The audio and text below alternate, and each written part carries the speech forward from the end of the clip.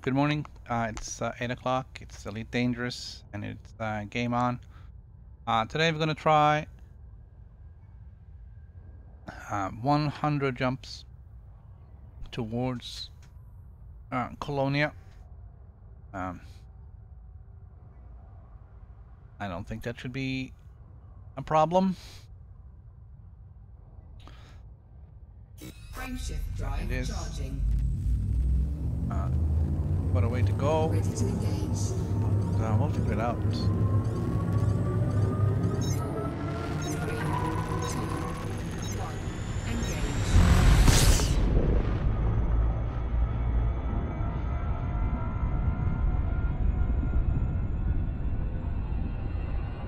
Laptop is silly.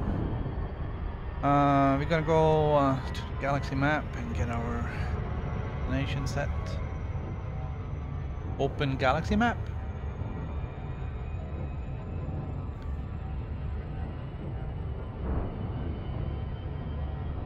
Alright, let me fix wolf attack here.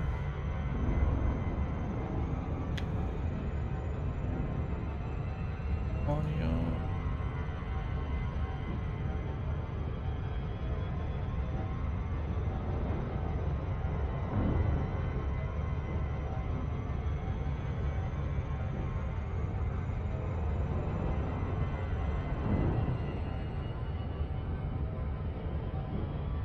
Open galaxy map. Opening galaxy map.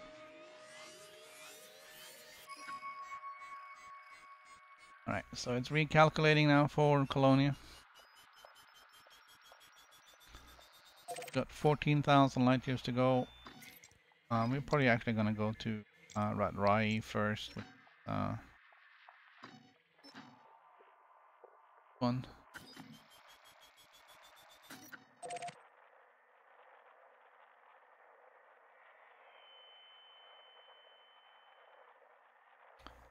There's a few other systems out here that's populated, and we're gonna have a look at get there.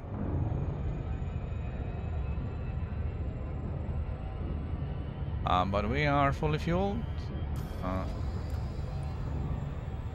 There's 300 jumps. We have a few million worth of contracts.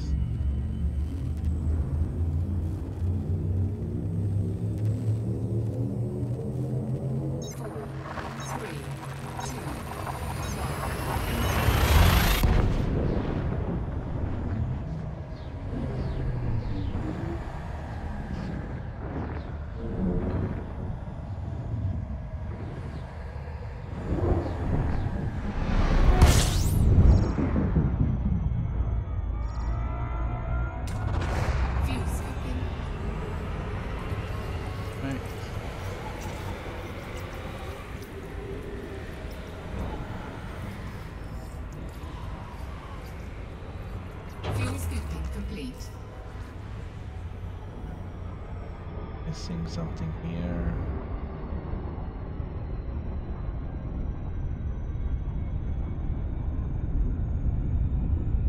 No, I think we're good. Alright, I think I have everything. Monitor, except for one.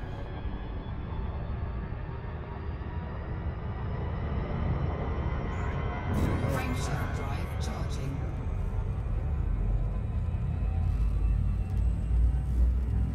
Alright, so I'm still kind of trying to figure out this whole neutron star highway thing. There is little doubt that it saves you on the number of jumps.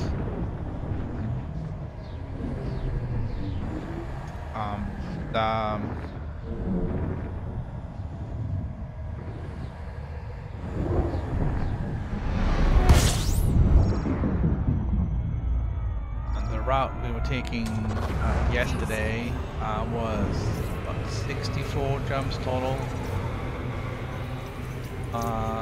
Had we jumped normally, it would have been 130.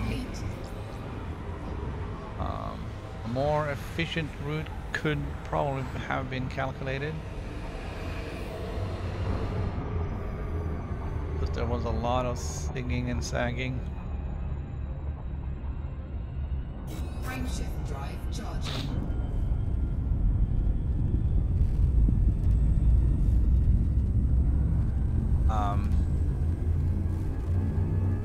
But yeah, it was roughly half the number of jumps. So the question isn't whether it saves you on the number of jumps. The question is it saving you time?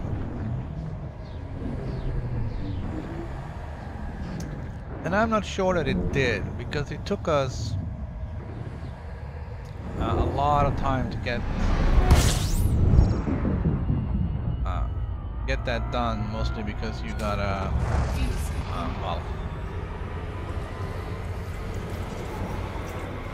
I'm not very good with the funnels, so I'm slow and careful, and sometimes I face plant in the neutron star. But it does take some extra time to get that done, plus the extra time in the galaxy map.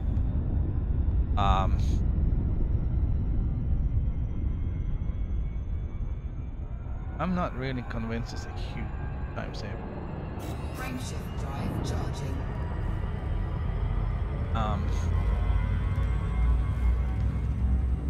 Plus you had to stop and repair your frameshift engine, because it does take, as we saw, significant damage jumping with the supercharge.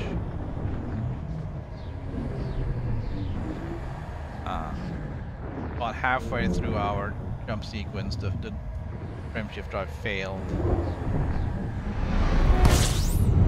78%, I believe. And it just wouldn't go. I guess we could have tried to reboot it and see if that would have helped, but we ended up having to stop and repair it. And again, that takes time.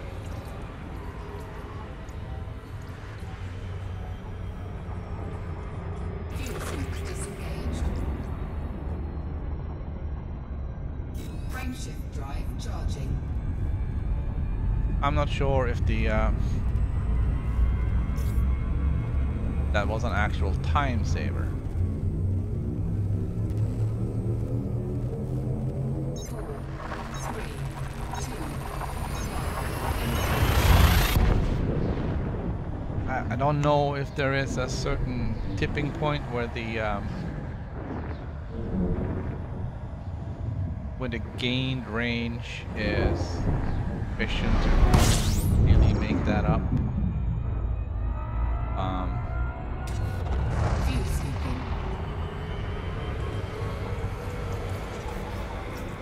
But considering you're getting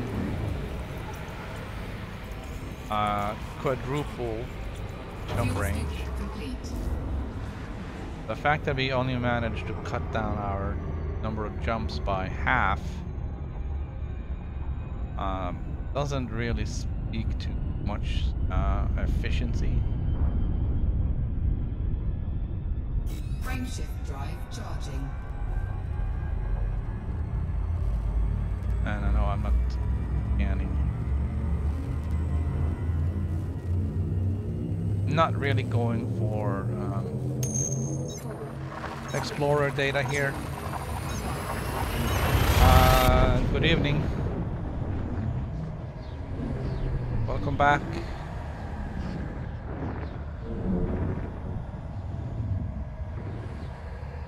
So I don't know how long it's actually going to take us to do these 100 jumps. I'm going to try and just, you know, keep going without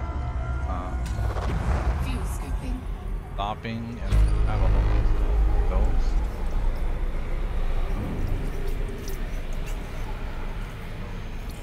I have a feeling we're going to get these 100 jumps done in under 2 hours.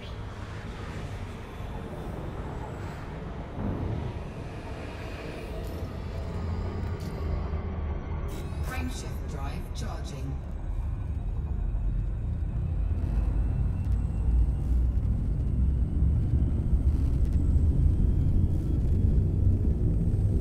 I haven't restricted our jumping options to anything other than scoopable stars. There's also the unclassified ones, so neutron stars and black holes may happen.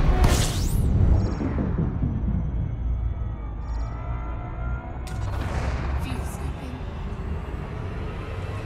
But we shouldn't run into any minor stars. I'm not filtering out the tiny little. I don't think I'm filtering out the red ones, red dwarfs.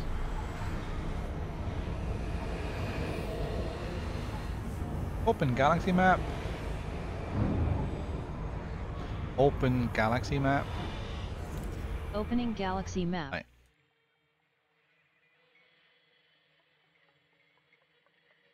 Alright, so I am actually filtering out the M class. That's alright. I don't want to change it now because, you know, everything is set. So if I change it, the number of jumps may change. Things up. I don't know. And I don't feel bad about skipping the M class stars. I think we're getting greater variation in stars by filtering those out. They seem to be very abundant, and I think if we include those, we'll see mostly those.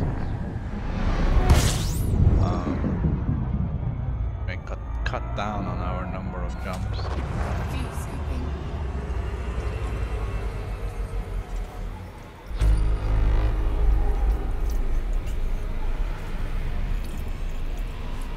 View sweeping complete.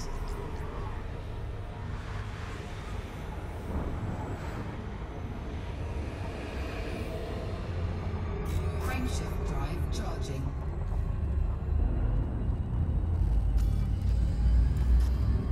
Oh.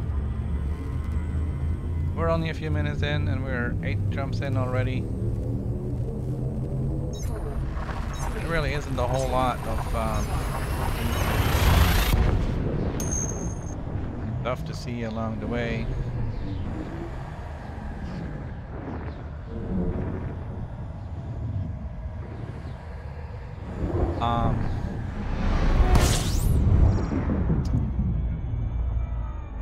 I have heard that they have done that for people.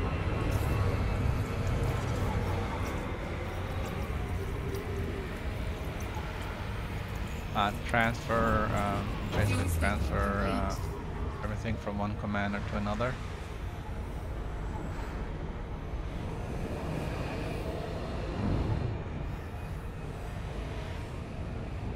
So that's something I would check with EFTA before you give up on that idea. See if they'll do it for you. Frameshift drive charging. I'm having a little bit of trouble with voice attack right now. It's not voice attack, it's just I set the confidence level before it accepts the command. And I notice sometimes I don't meet the goal, which is bad. So that's why I sometimes have to repeat the command.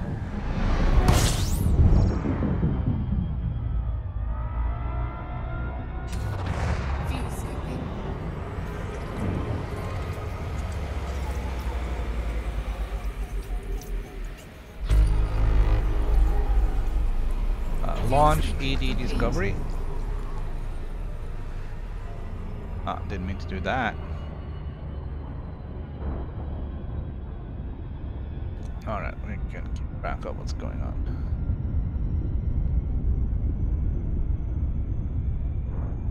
Frameshift drive charging.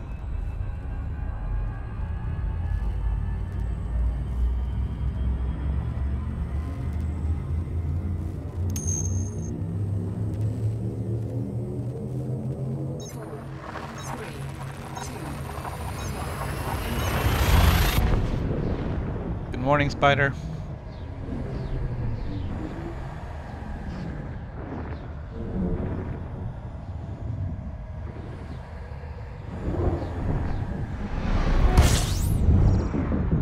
They're not transferring your rank on your assets? That I would have thought they'd be able to transfer everything. I mean, it's all in their database. It's a matter of moving it. Fuel scooping complete.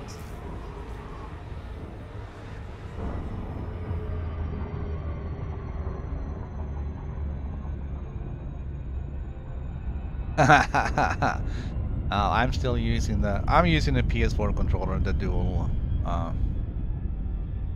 shock. I'm also using that on the PC.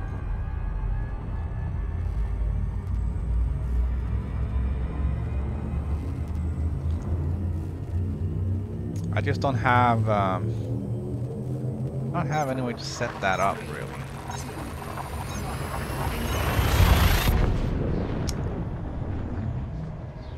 So I'm gonna stick with what I have. I don't really need to immerse myself any further.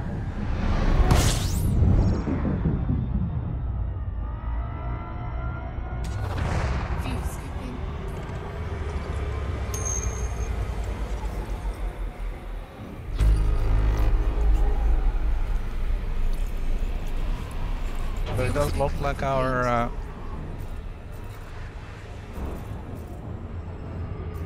friend has given up the chase. I'm sure we'll see him again Frameshift drive charging. at some point.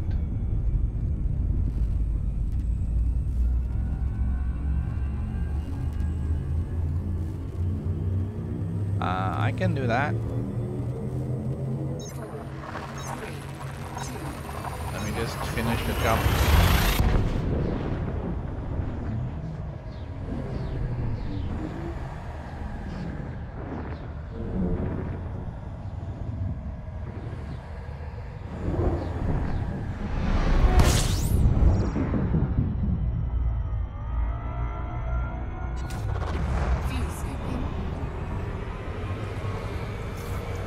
I have noticed that it's difficult to get my voice to be stronger.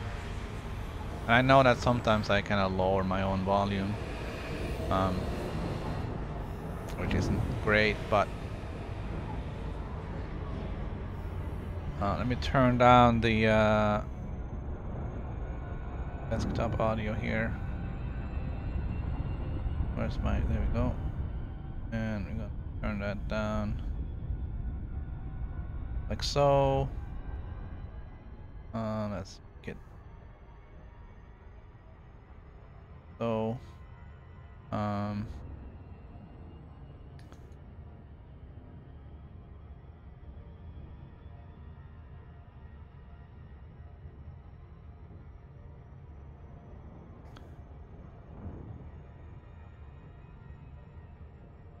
And I'm going to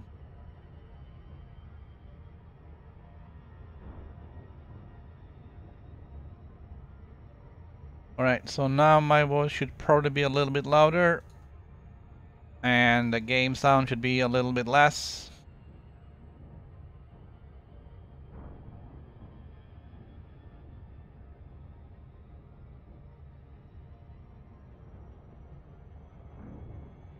So we're gonna see how this turns out. Alright.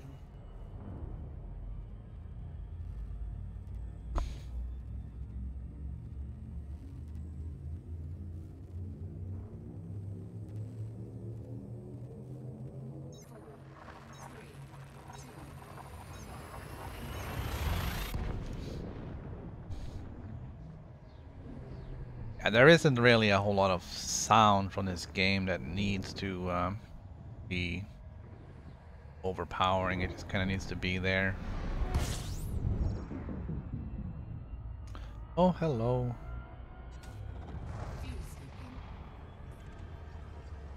Nice little binary system here.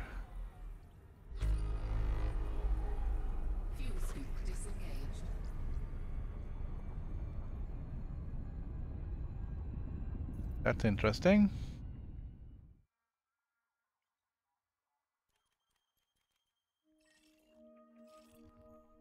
Look at all of these guys.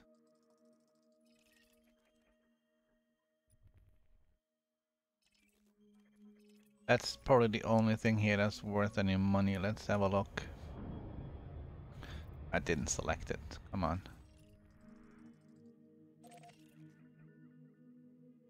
There we go. Yeah, that's a class 2 gas giant.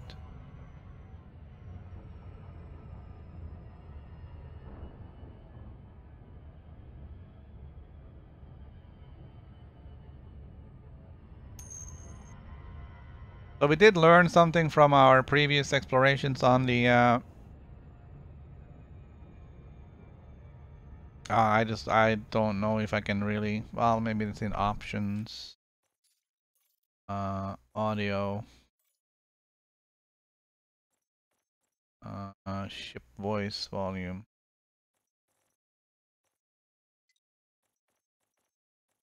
Target drone.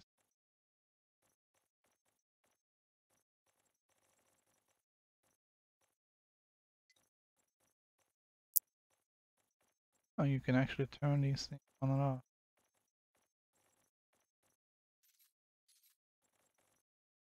Just bring her voice down altogether.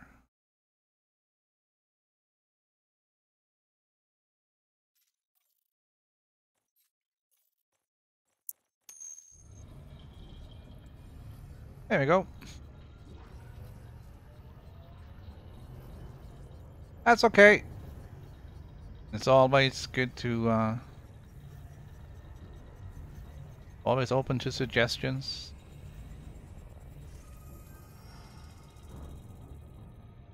Alright, class 2 gas giant.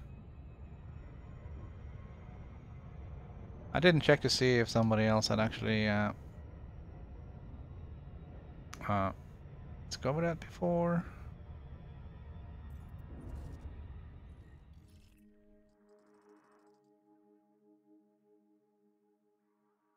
There's no name on it. Alright, this is our first discovery.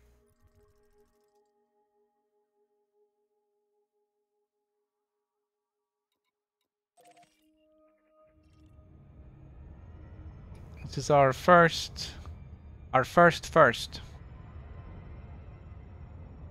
Once I sell this data, this system will forever have the name Bertoph on it. I think we have time, so I am gonna scan the suns. At least the two that is right here.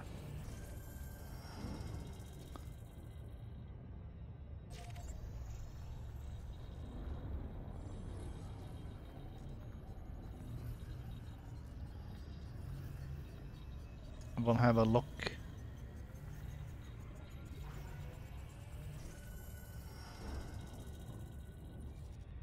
We'll have a look and see what?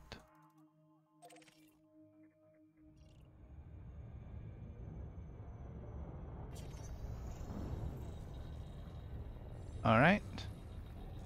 Now, stars don't give you a lot of money, so it's really not a huge deal.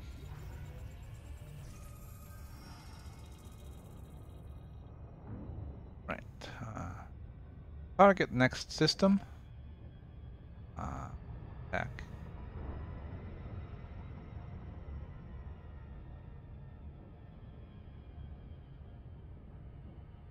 All right, we got the 3 suns, and we got the class 2 gas giant.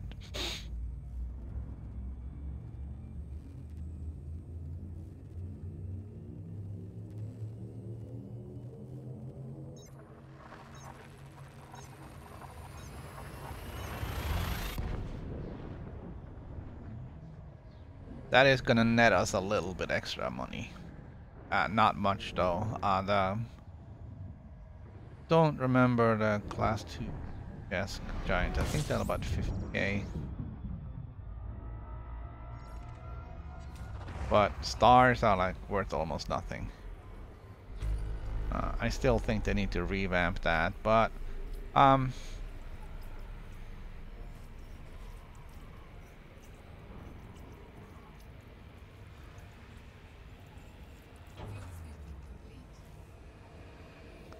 the thing is, if they change it now, then it will be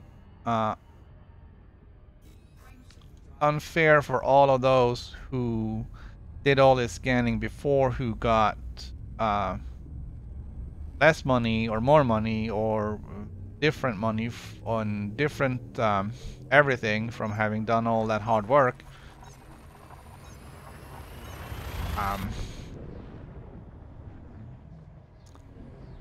I just feel that the way it is now, nobody is encouraged to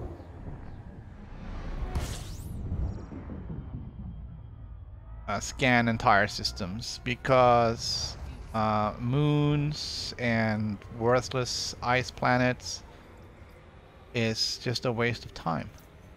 You're not getting any money for it. It's just a matter of personal satisfaction with having scanned the whole system. Alright, this better be okay.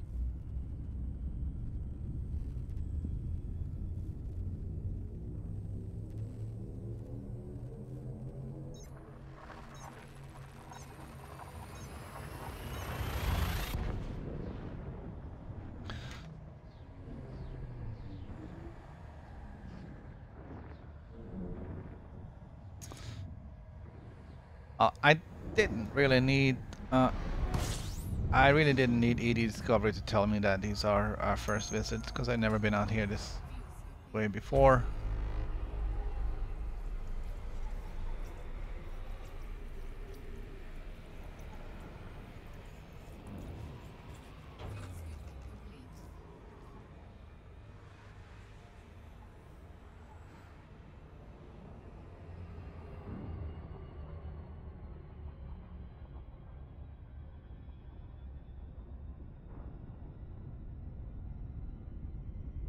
Frameshift drive charging.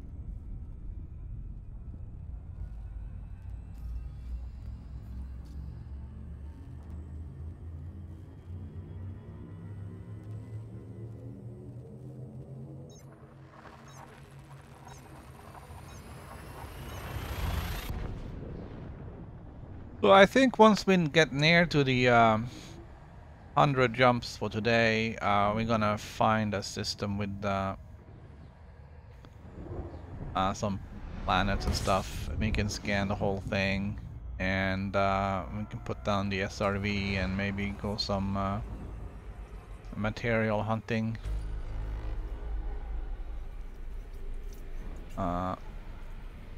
It is my estimate that will be done with 100 jumps way before the 4-hour limit.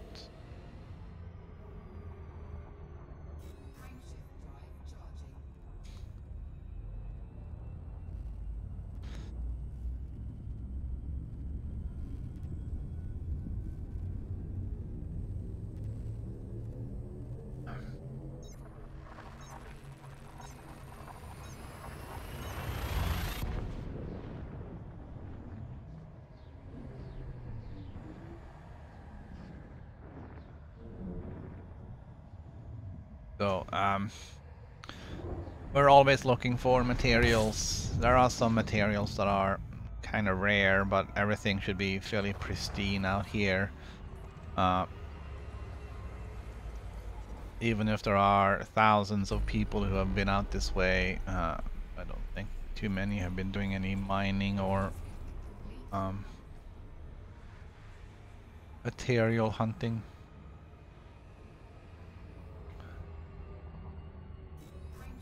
And even so, what's the chance that, you know, they're gonna end up on the same planet in the same system doing the same thing? It is so random where you end up based on your jump range and your planet, your system filter and everything else. So even if there's been thousands of people going out this way, there's still undiscovered systems. I mean, this is right down the, you know, this is right down the path from Eagle's Landing straight to Colonia, so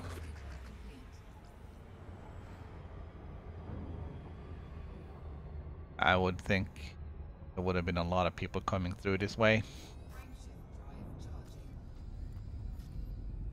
Alright, so we've done 20 jumps in 34 minutes. Probably minus a couple of minutes where we didn't jump. So 20 jumps in half an hour. That means 5 half hours.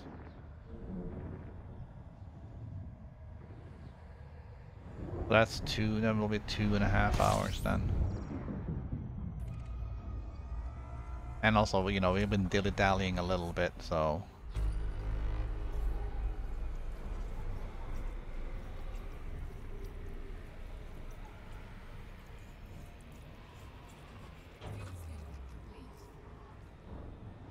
I guess my estimation wasn't too far off.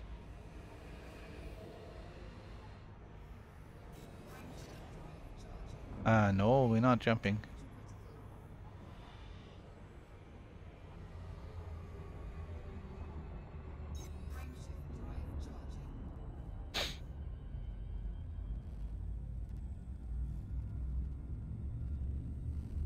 So my estimate was 1 jump per minute.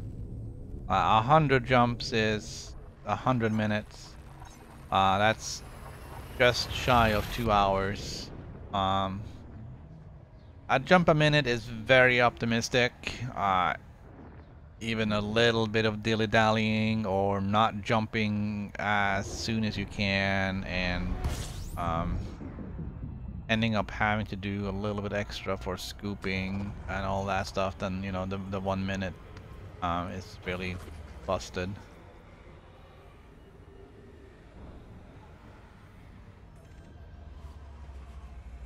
And also, if you start scanning, well, you can scan while jumping.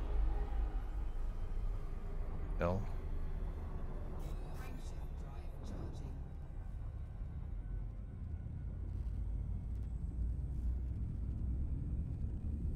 So we may do more than 100 jumps today. It depends on what happens when we get to system number 200, counting from Colonia. If there isn't anything there, then we may have to do another jump until we find something. I also don't mind if we do a little bit extra, because tomorrow I'm thinking of splitting the stream between PC and PS4. Because tomorrow is community goals. And being out here, I'm obviously not partaking in those efforts.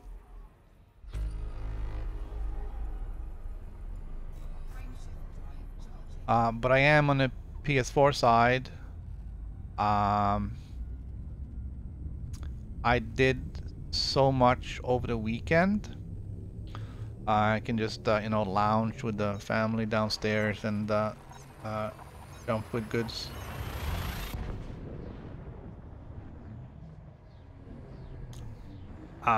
So I did a lot of deliveries over the weekend. So the last few days have just been a matter of getting 2 or 3 deliveries in, just to kind of keep my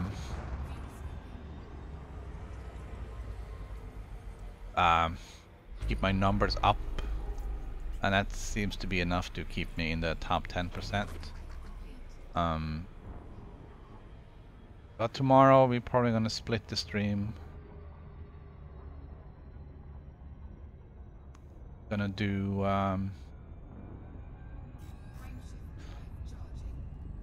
some jumping here, and then we'll switch back to the PS4 before the end of the community goals. We'll get in a couple of deliveries. I don't think I've streamed anything from the Type 9, so that's gonna be a little bit interesting.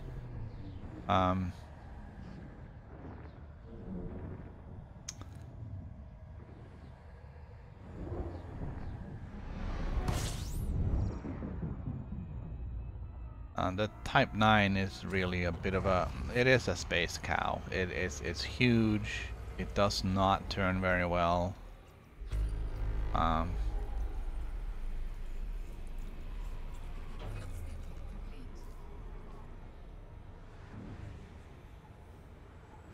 So we're gonna do the community goal. We're gonna have to hang out in the neighborhood because, well, we don't really. We can fly off to the next community goal. Just have to make sure we get fuel scoop and shielding and everything else installed before we set off.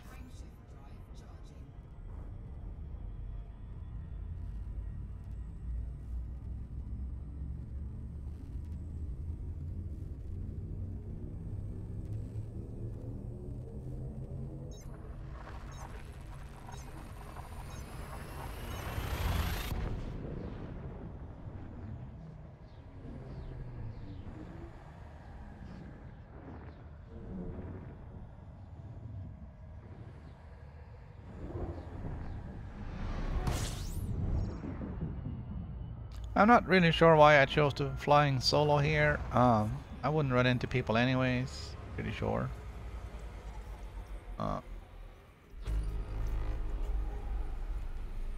But it's kind of a better safe than sorry.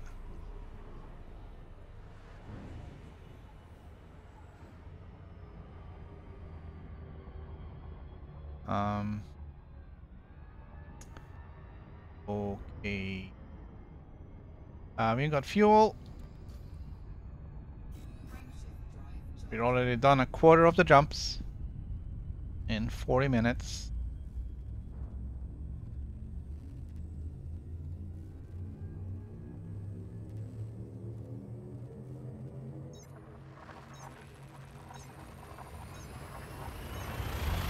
So we should definitely get this thing done in about 2.5 to 3 hours.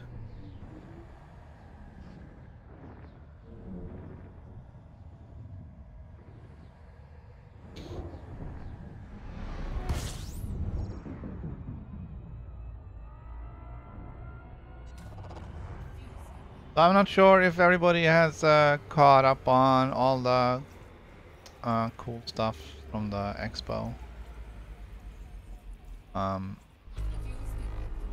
They did show the crate, which is, I guess, the ship from the old game. Favorite of many. They shown the rendering, but I think they also shown the design phase when they did the little video from the FDev offices. I think we saw one of the guys with the CAD software designing the crate.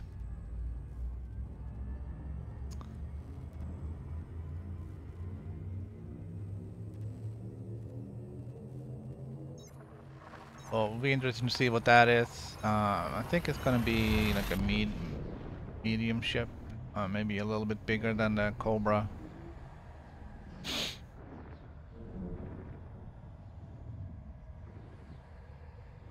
There are also a lot of speculations around the Type 10, both when we can expect to see it, what it's gonna be.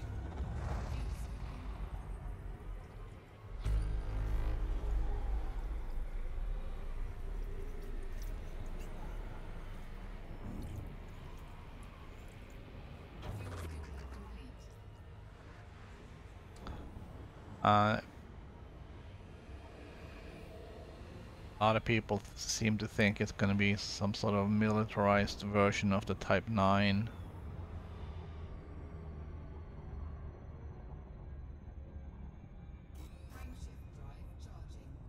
I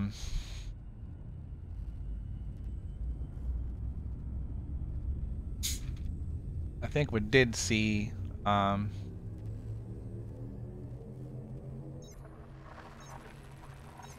may have seen a picture of it in some of the teasers and trailers and footage shown by FDev at the expo.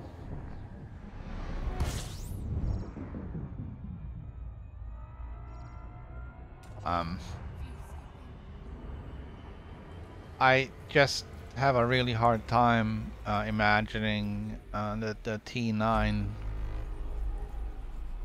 being modified in any way, shape, or form, made bigger to hold weapons and whatever, and being a viable combat ship.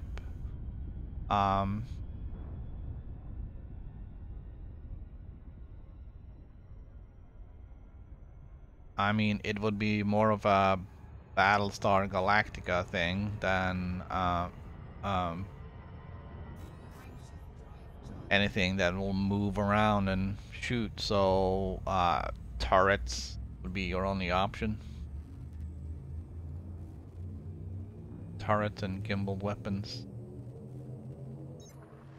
Even if they make it move better than the Type 9,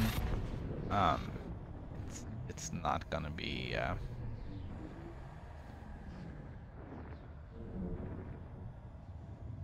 I mean, they can't make it move much better. This just isn't enough thrust in the universe to do that.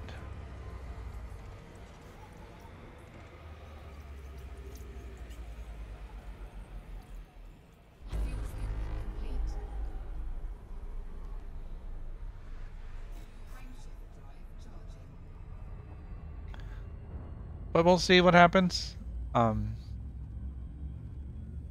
think a lot of people are still gonna buy it, equip it with turreted versions of the AX missiles,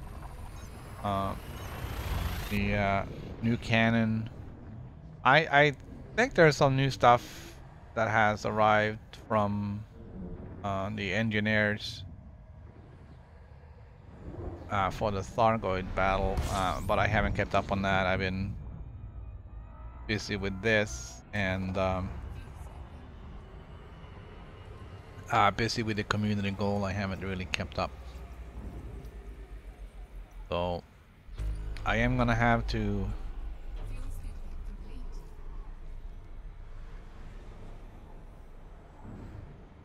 uh,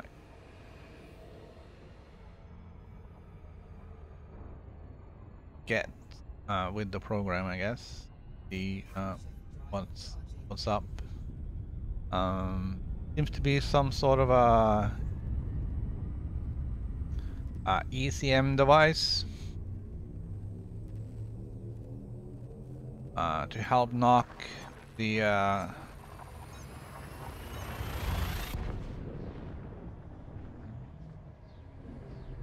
to disengage the weapons lock from the Thargoids so that they can't hit you as easy as they can now.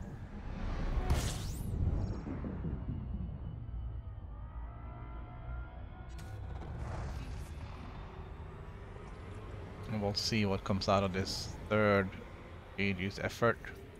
I'm a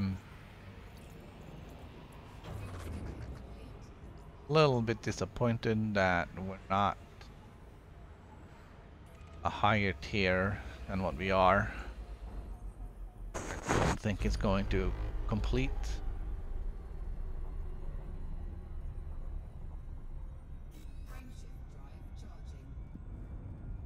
I think we're only a short way towards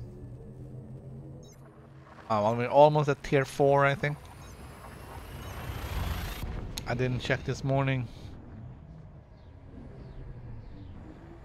So if we get halfway to tier 5 by the end of the community goals on Thursday, I think that's the best we can do, and that's gonna be disappointing.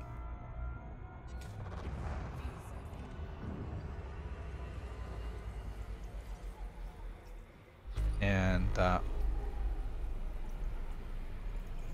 I hope all those who are boycotting it or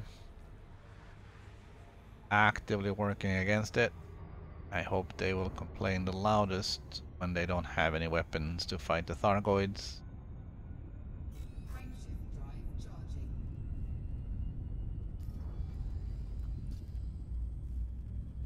Because those are going to be the ones to blame.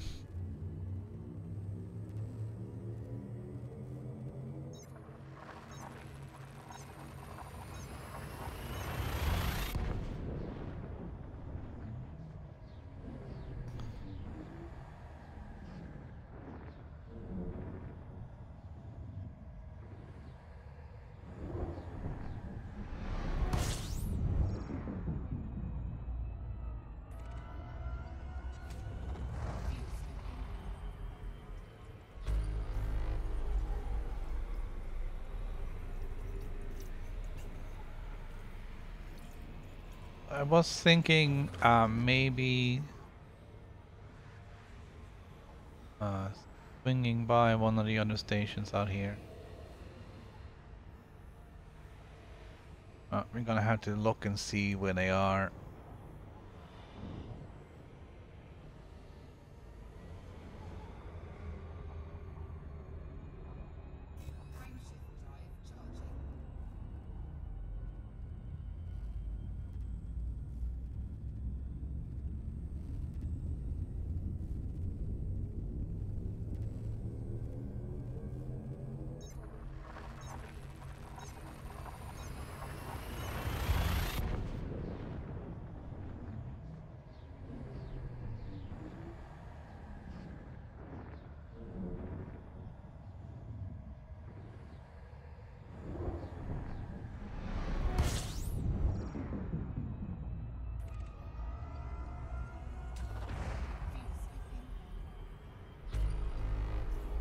I haven't really mapped out where they all are, but I have a look.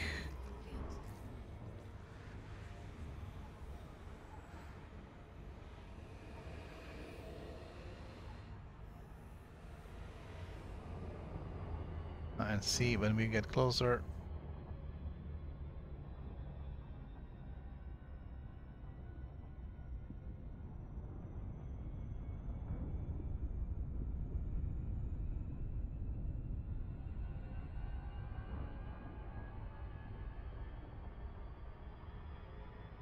All right.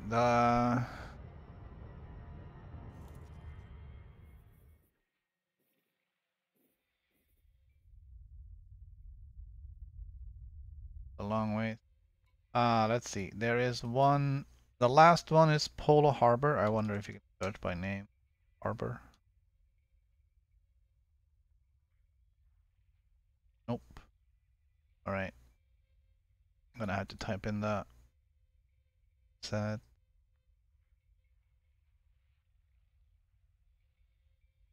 KSS E20 -959.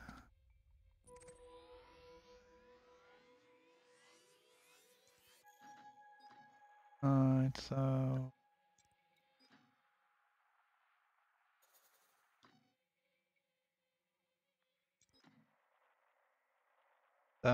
8,000 light years from here.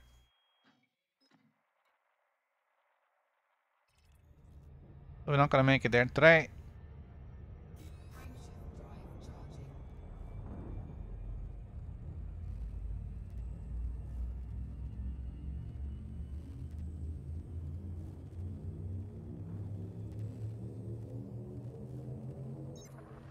But we may want to stop in just to fix up our hull and whatever else we need fixed. We have had like 0 incidents so far, so I don't really foresee any huge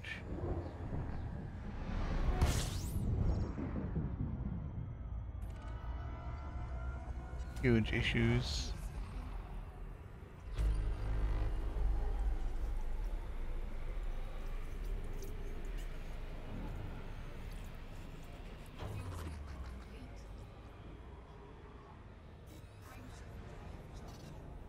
Nope.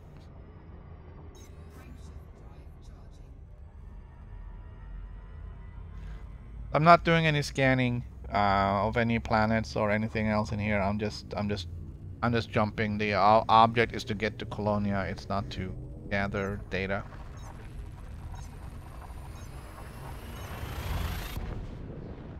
I am gathering some information though.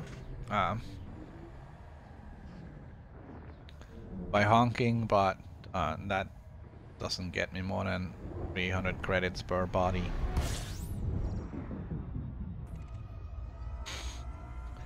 But that too adds up. You got 50 bodies in a system with 100 to 300 credits apiece.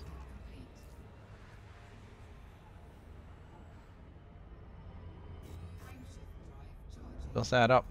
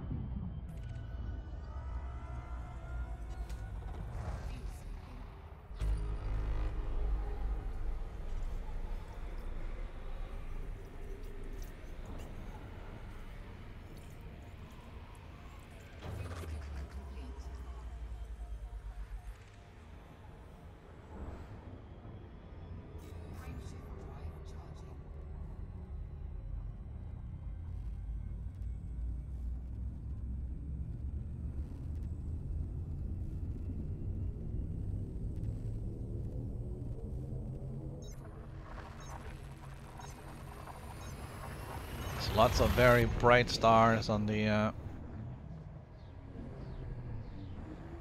sky here.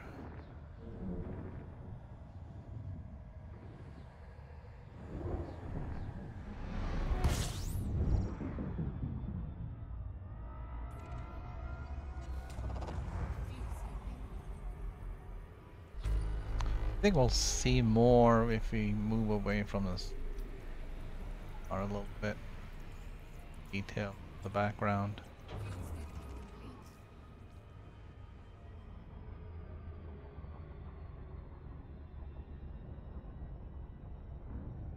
Um, the just the light pollution from the main star here is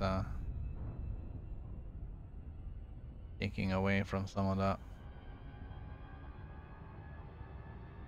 hue.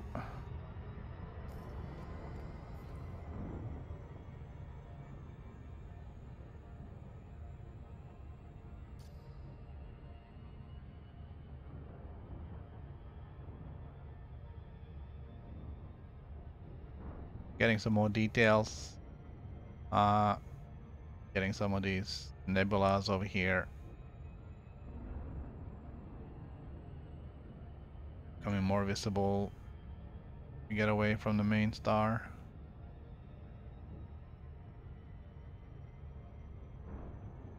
There's another one right there.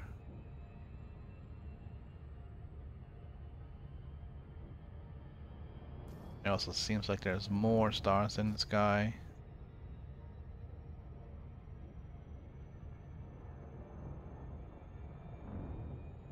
Look at that, there's like nebulas everywhere. It's awesome what they've done in this game. Frameshift drive charging.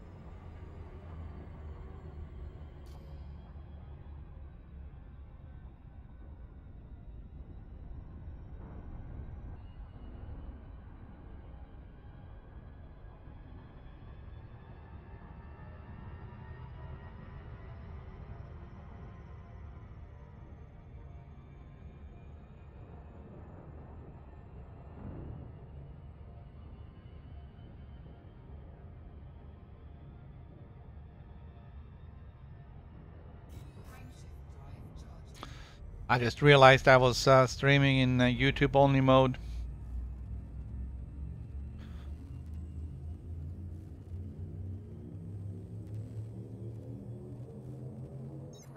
Oh. Now the stream should be restreamed to YouTube, Twitch, and Mixer.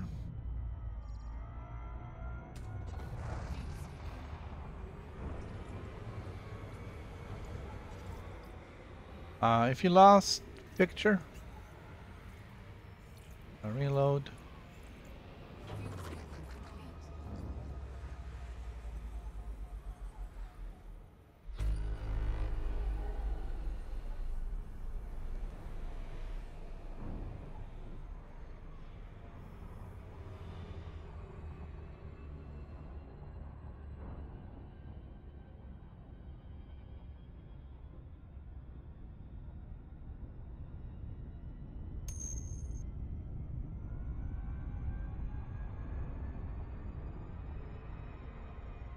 Frameshift drive charging.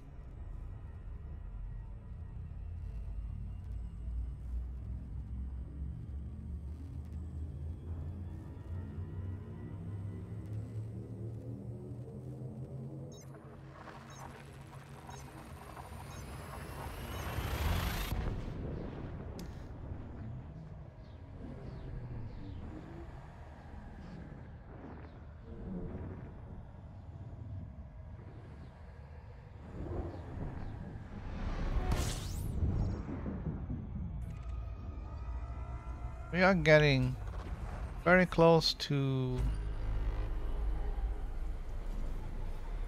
halfway to our goal already. Uh, 5 more jumps and we'll be halfway towards our 100 jump goal. So I think at 250 or thereabouts, we'll stop and take a moment to scan the system if there's anything there. If not, we'll jump until we find a system with some planets. We can scan some planets. Maybe take a minute in the SRV.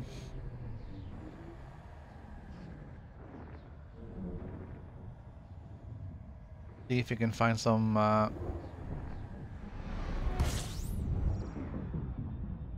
planets with some rare materials on it. Always need more iron and common stuff too.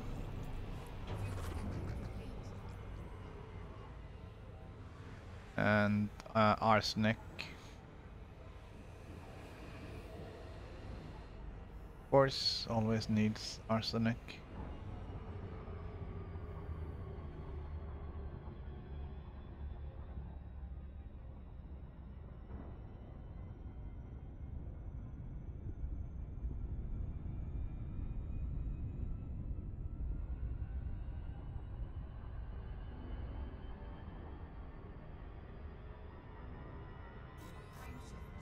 Not picking up any USSs out here either, which I guess isn't too surprising, but sometimes they pop up.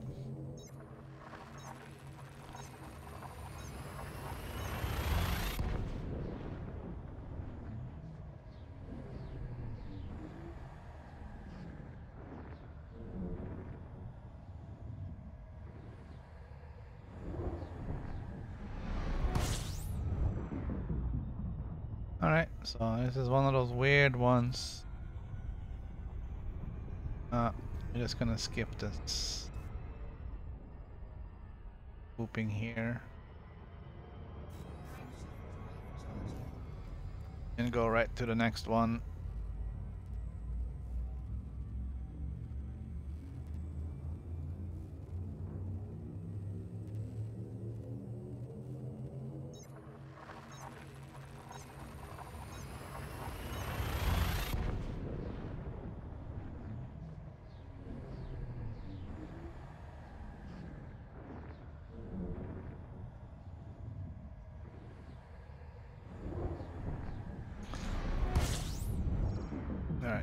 Gonna have to take an extra second to here. Missed the previous one.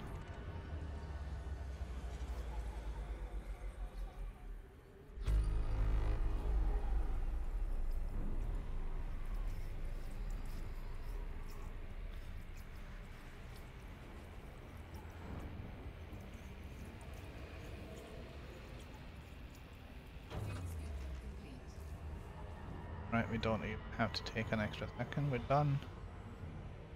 I love my 6A fuel scoop.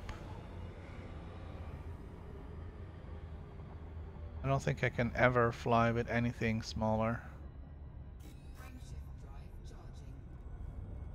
Unless it's, you know, relatively small distances where you can get away with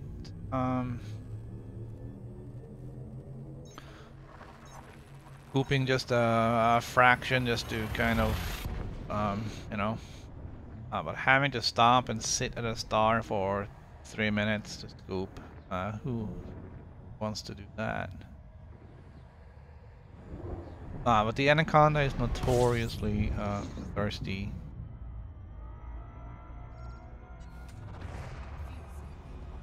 So these jumps appear to take about 20% of my fuel tank.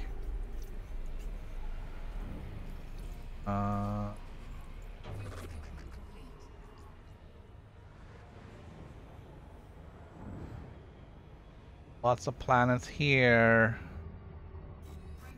Oh well, we said 250. We're gonna go to 250, or we're gonna keep going until we find something.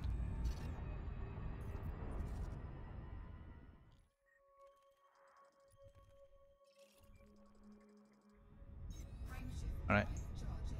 Here we go. I just had to have a look. That's all.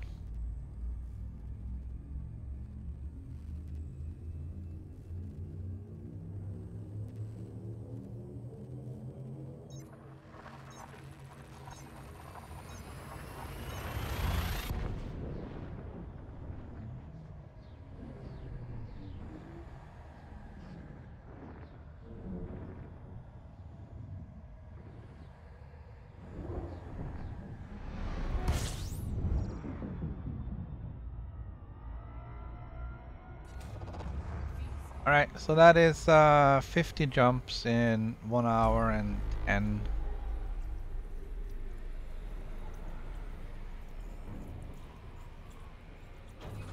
There's nothing here. There's one. And I'm not traveling 53,000 light seconds to scan that.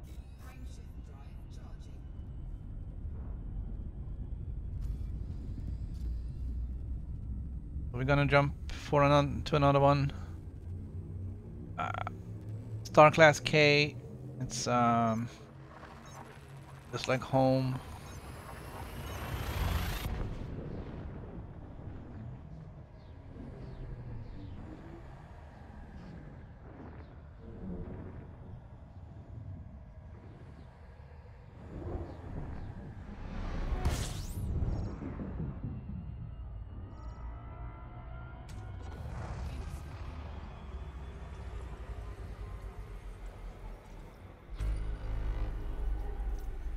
Alright, there's more. I'll just finish up that scoop.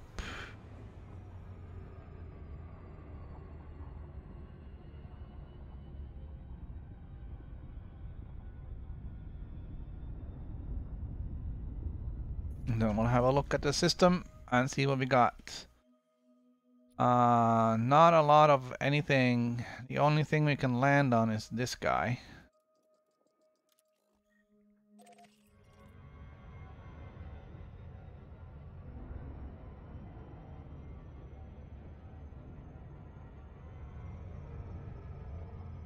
Have a look at this planet and see what we got.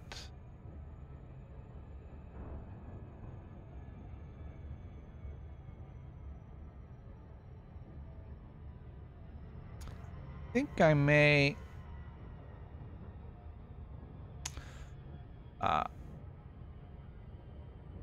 go with the fast scanner rather than the long range scanner.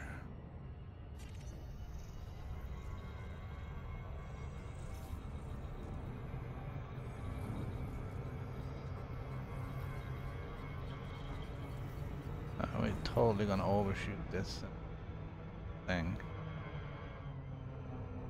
Alright, we have to do the victory lap.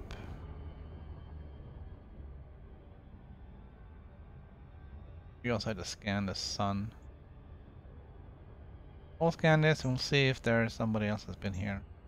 Who knows?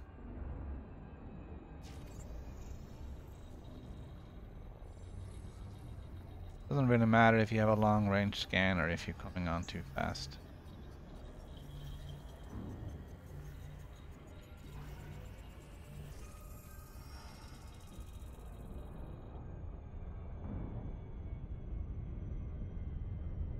Alright, what are we doing?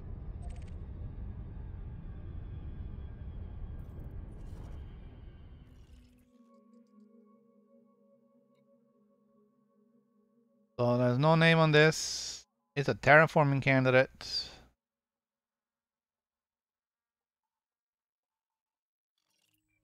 That's sweet. We're gonna go to these twins.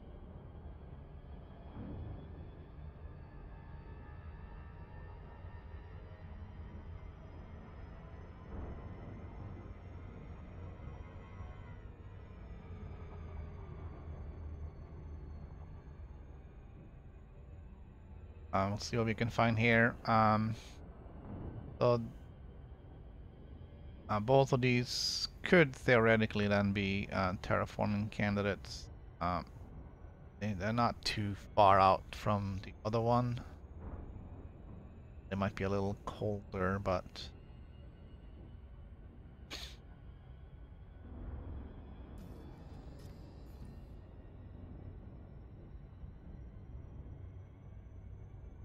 so we didn't really find the greatest system for exploring here, but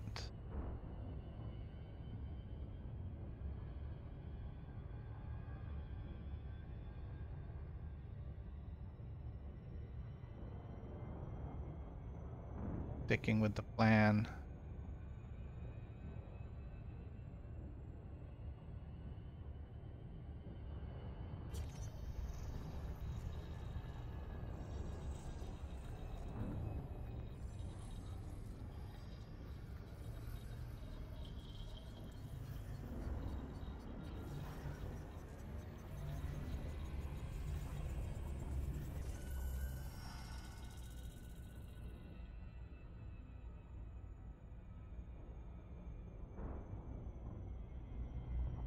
And the other one is a lot smaller.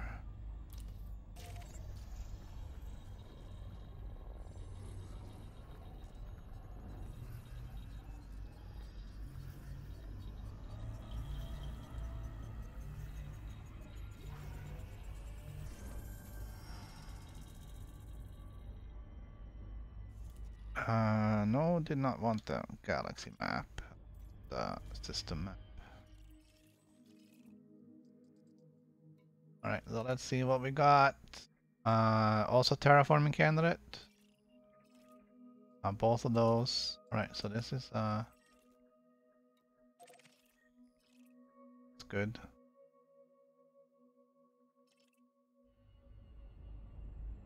This one could be a methane world. Or just a high metal content like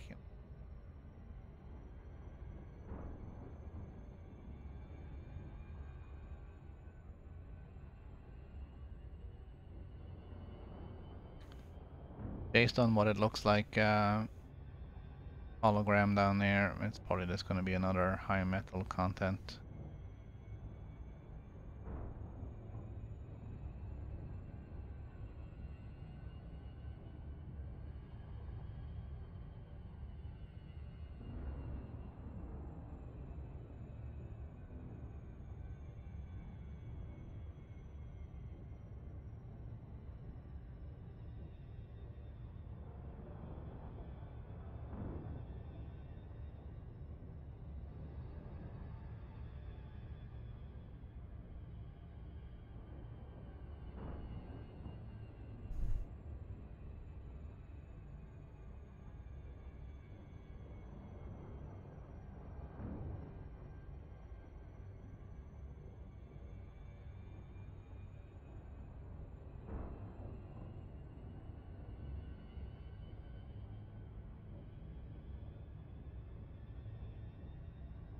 Alright.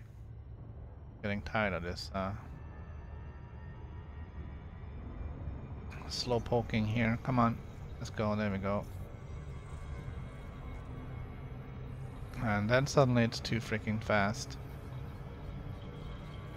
This is why I want the fast scanner.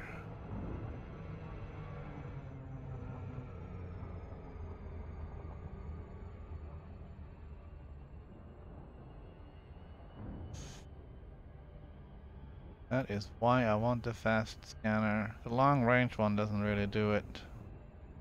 The range is not long enough.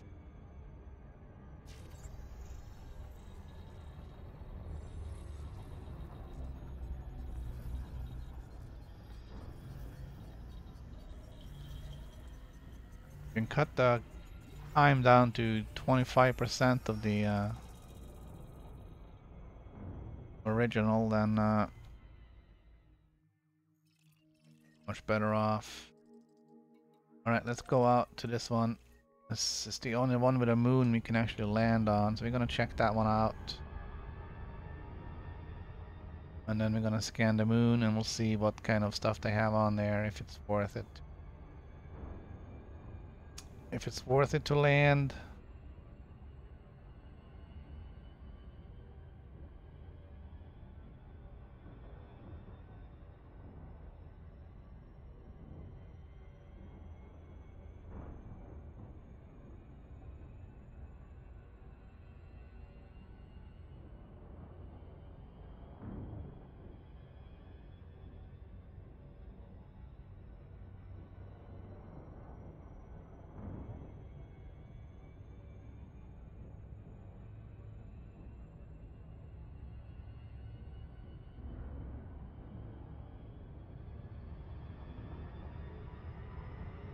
We're just gonna have to watch our speed.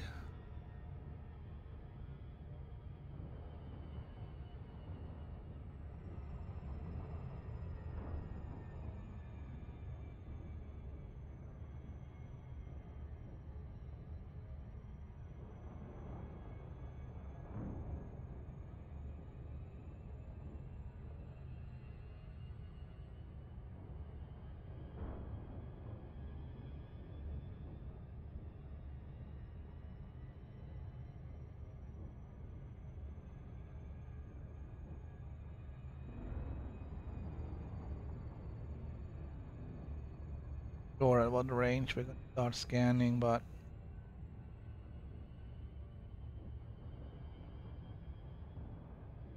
just want to make sure we don't overshoot this one.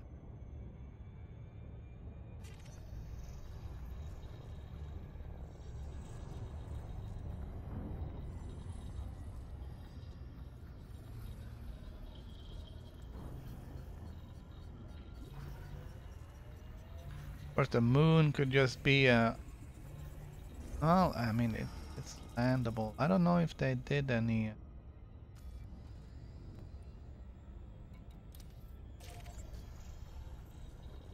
of the icy rocks are actually landable at this point. There was some indications from the expo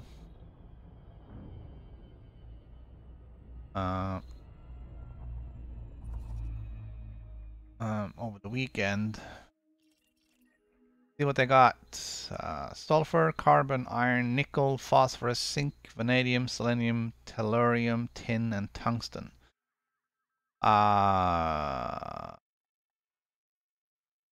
Not particularly great.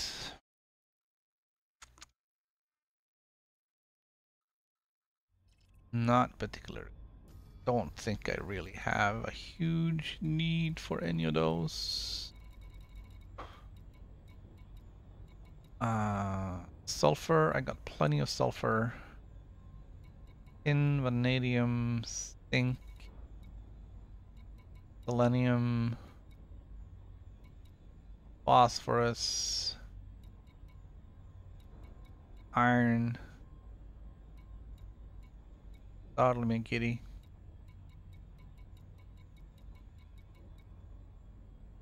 Cadmium and carbon. Oh, look at that carbon 76. I'm gonna use.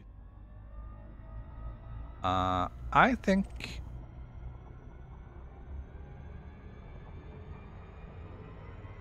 we're gonna jump to the next one and see if we have more luck there.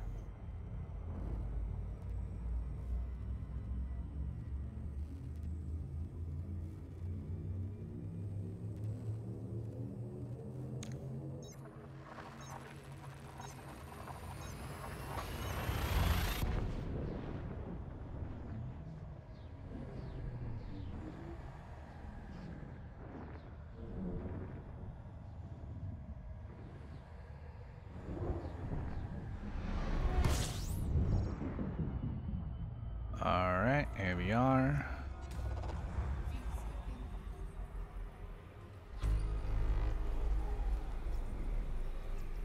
Nope.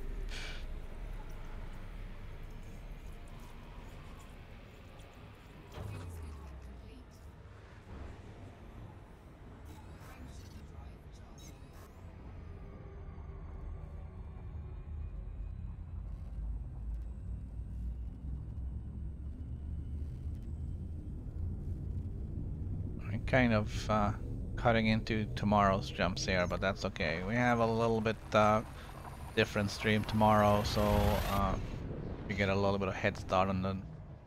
Well, actually, no, we're not, because we're just cutting into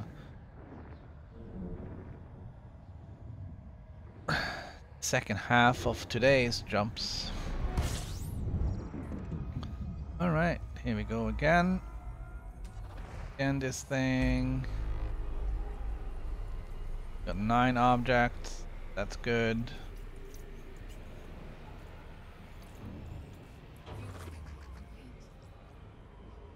Alright, give me something good. Come on, man. Nothing. Alright. I had to take just a minute. I'll be right back.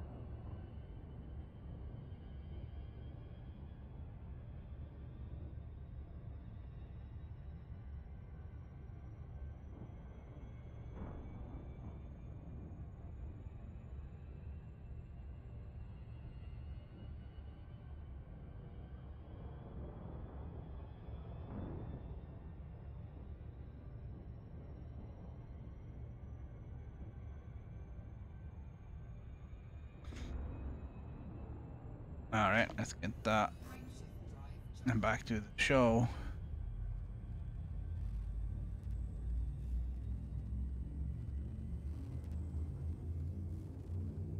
We had to find a system now with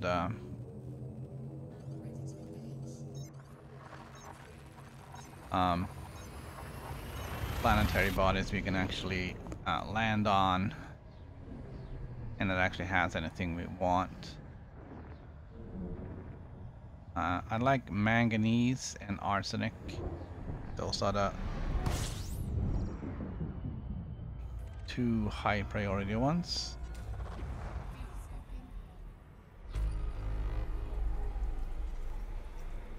There's none here. And before you know it, we'll have made our 100 jumps.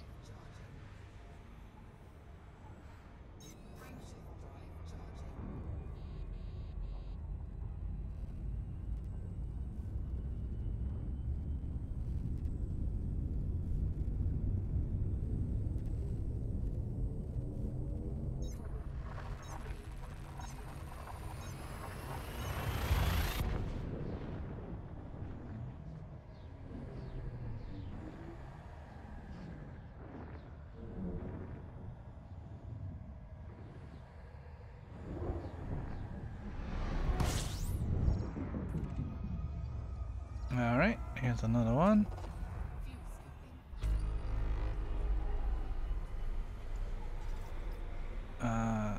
There's at least 2 suns.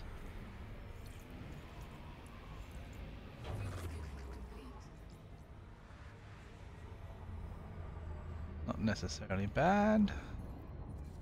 See what it looks like. Alright, we got 2 bodies out here. How far out are these? Not too bad. That looks like mostly ice bodies. Let's go check out these guys.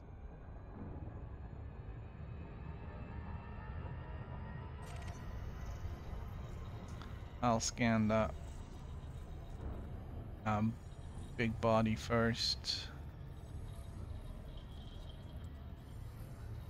Long range scanner is really good for the big planetary bodies because at least you can scan them from afar.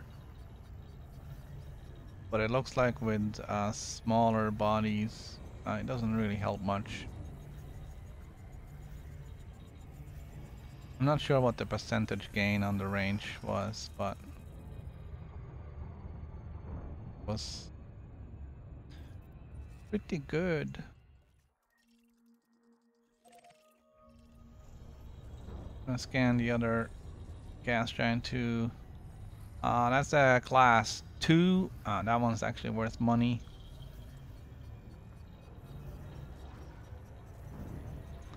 In the top 10 money maker.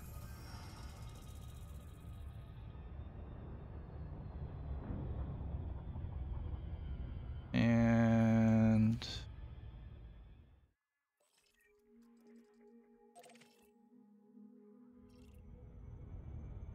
see what we can get out of these 2.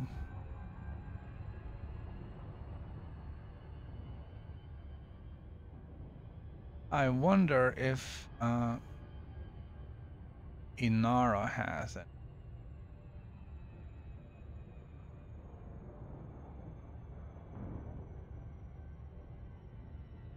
On where to get various stuff. Manganese is common.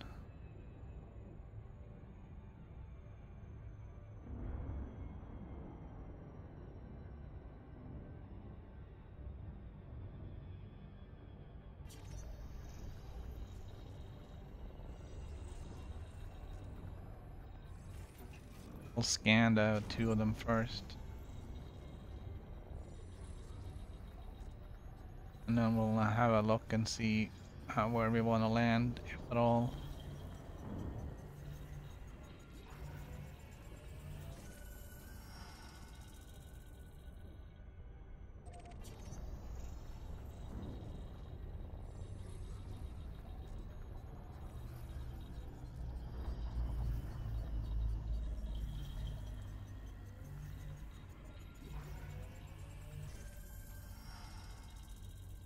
Okay, let us have a look. Details on that one. Sulfur, carbon, phosphorus, iron, nickel, manganese, selenium, vanadium, ruthenium, tungsten, and mercury. That's not bad.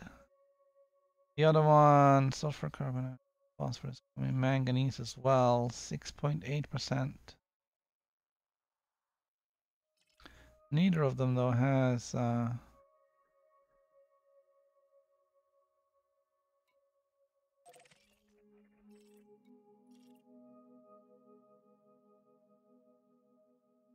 arsenic. That's alright. Let's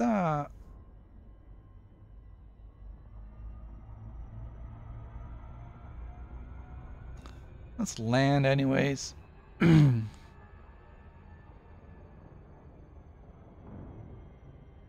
have a look around, see what it looks like being on the moon way out here in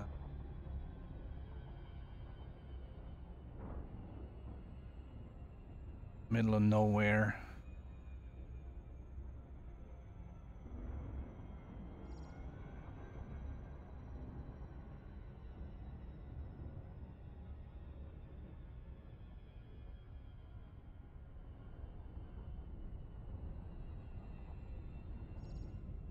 Looks kind of cool with all those scars.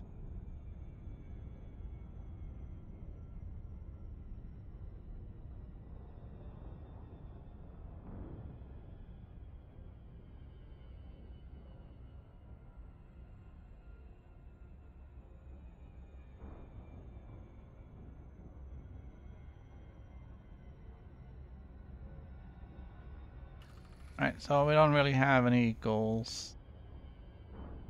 Here we're just gonna try and make it down. I didn't check the G for small body, so I expected to.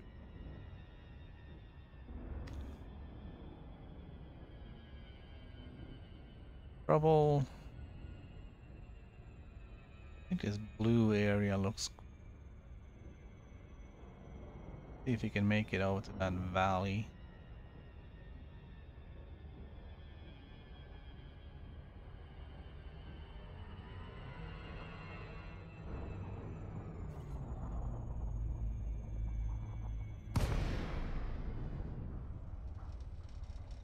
Right, that might work out. Looks a little bumpy over there though. Find a spot.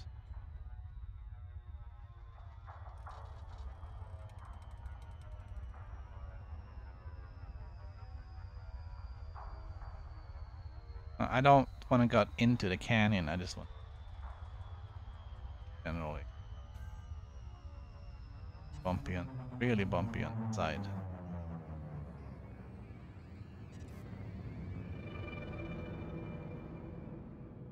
I think we're gonna settle for the side. Alright, 0.11 Gs. We should be okay on landing on that.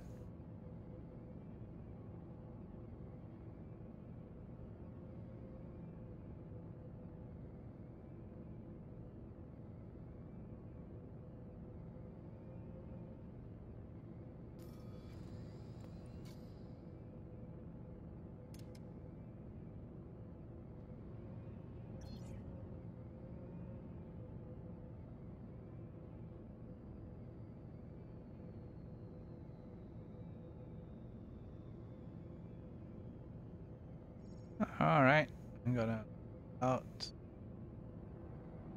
Don't have massive shielding, so I gotta be careful. Even on this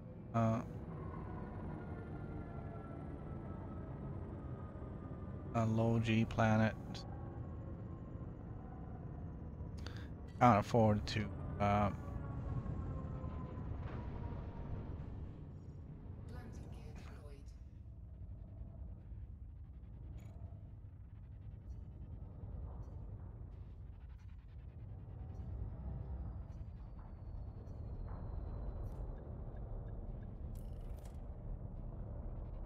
I can't afford to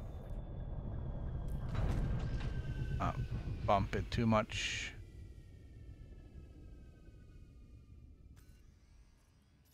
All right, let's take this. Why not? Ah, yeah, that's why.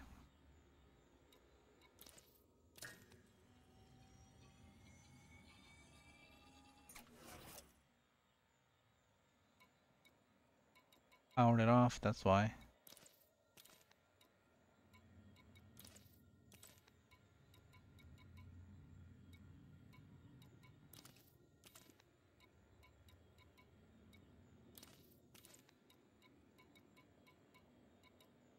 What the heck?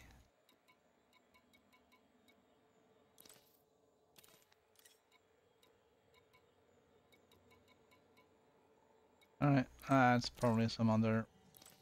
That's probably just off because I'm locked. Alright, Drive assist. alright. We are on a world thousands of light years. Oh, more like a moon.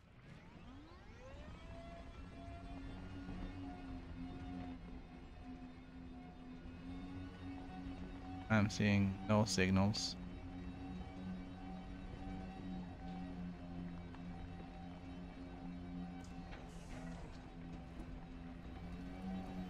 There's something over here.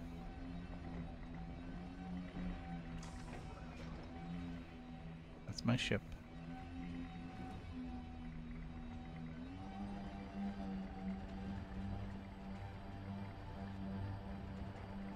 So yeah, one of the things from the conference, apparently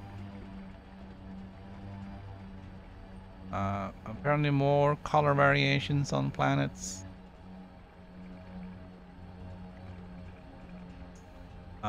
Departure from the beige would be welcome. Gotta be careful here and kind of keep an eye on. If you're going at 90, we'll be fine.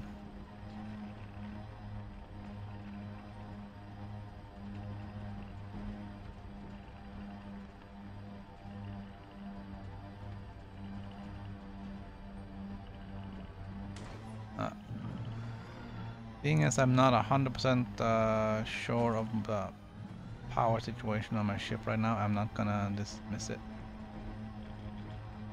That rock looks different.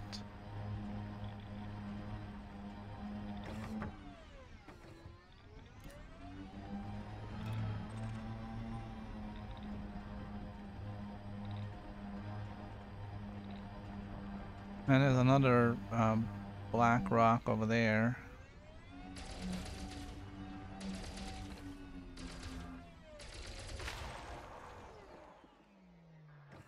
Okay, what have we here? Iron, sulfur, nickel, and chromium.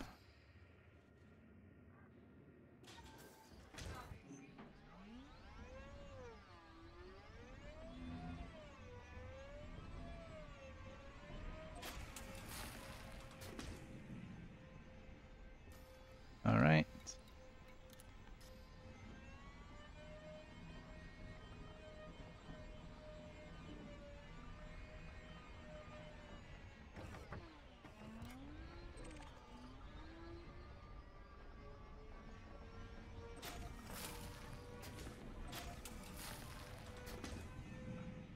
I'll just pick it all up. Sort it out later. There's another rock over there.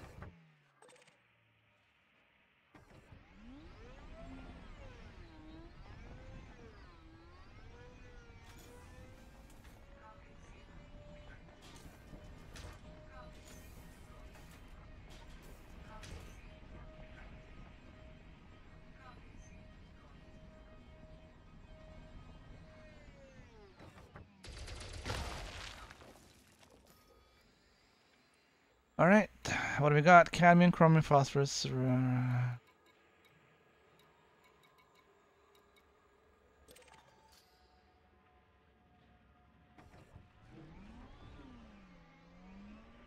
Phosphorus is in synthesizing fuel, I guess.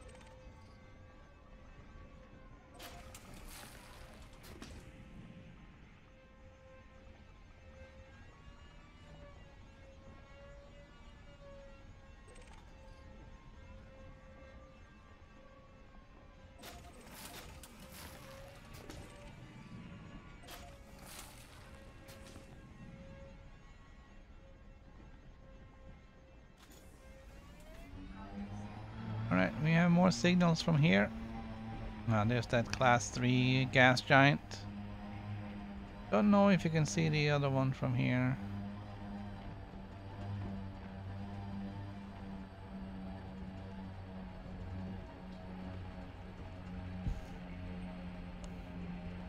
From this side of the moon is what I meant. Obviously, we should be able to see it from here, just maybe not from the side.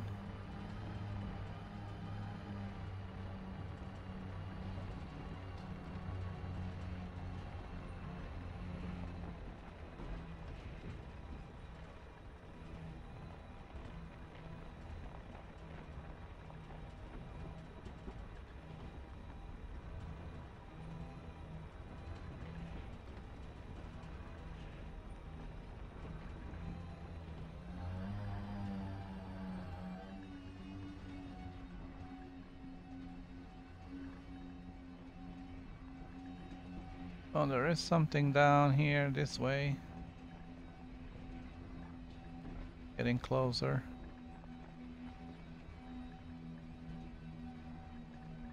Probably that black rock over there.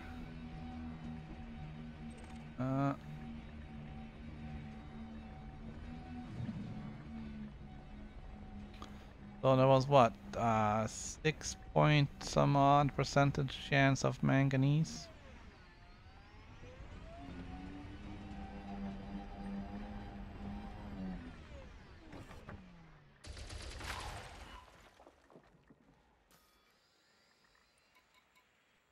Here's one.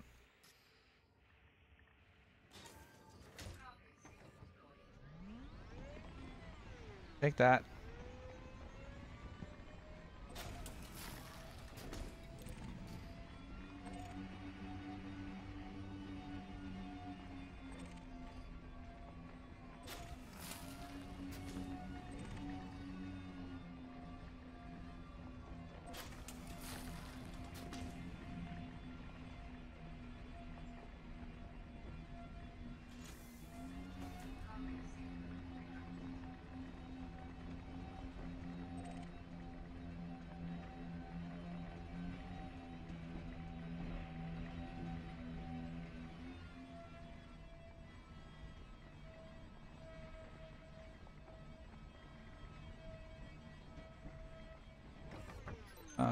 Oh, that's my ship.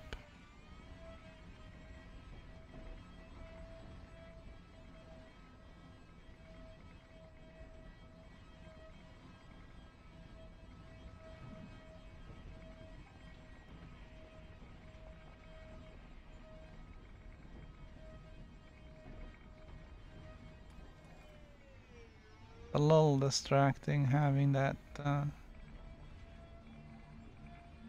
star system selected.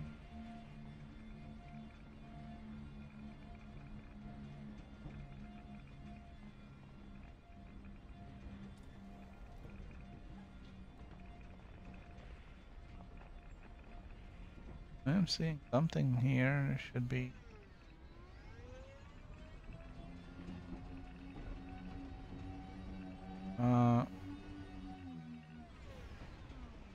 Something should show up soon.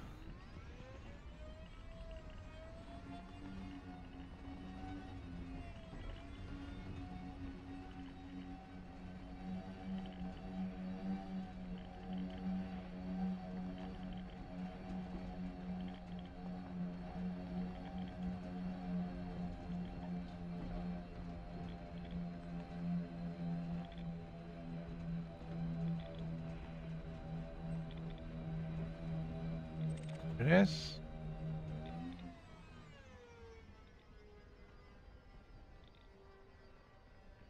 Uh-oh. Alright. We're good. Alright, we'll grab this one. And we'll head back to the ship and we'll continue our remaining 40 some jumps.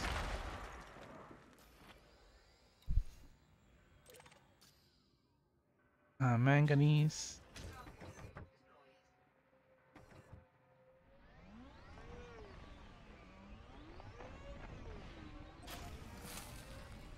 take that. I'll take all of these. And not if I do donuts, I won't.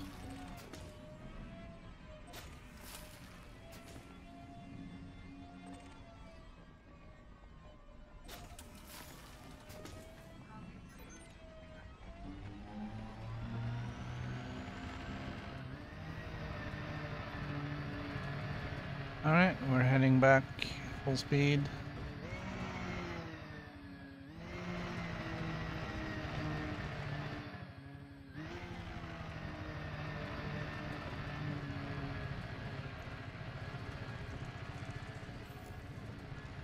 Normally don't go this fast. But a little bit of racing is fun too, huh? Oh, and we lost it.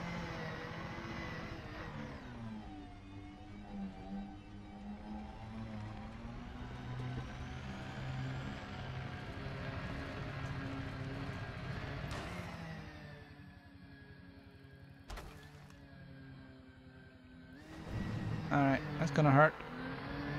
And leave a mark. Alright, calm down, buddy.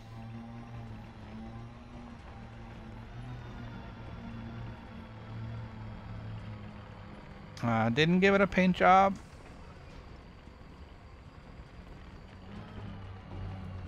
So it is its original, where's the...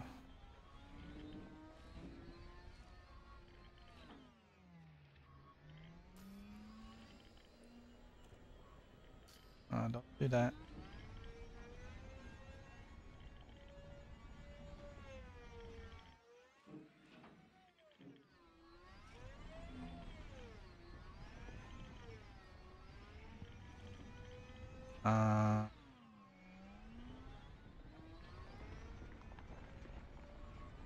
Alright, it's way in the front, okay.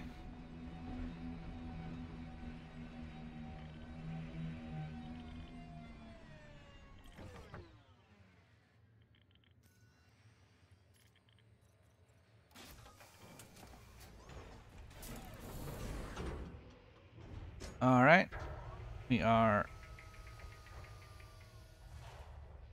back on the ship. We are going to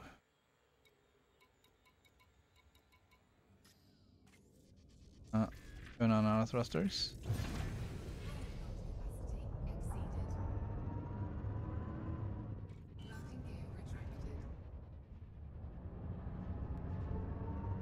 Alright, so this is why I disabled the planetary vehicle hangar rather than just leaving it so it automatically disables. Because we're gonna get that warning like every time we jump.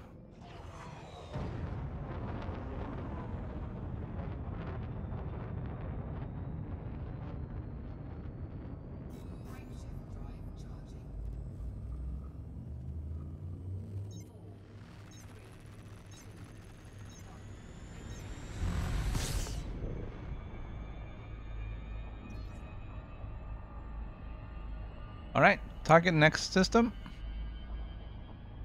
Maybe it's already targeted. Looks like it may.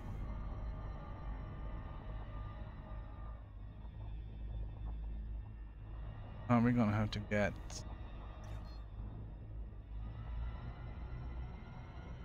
some more out. Buy anything.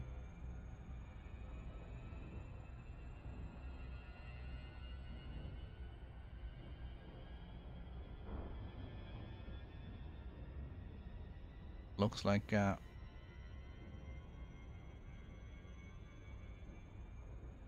that's just fjord. Alright, we are 1,000 kilometers off the moon. Speed is increasing. And we can continue our journey.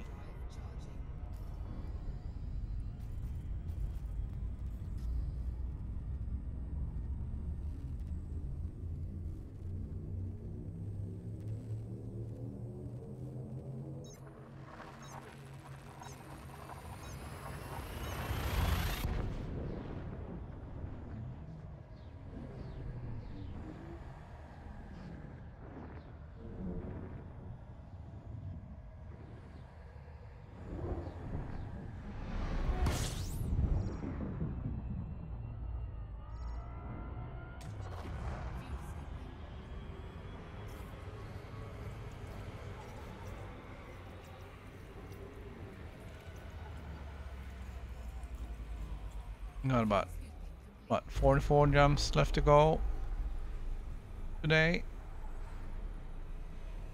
You know what? See, this is the luck of the draw. Check this out. This is where we should have stopped, you know?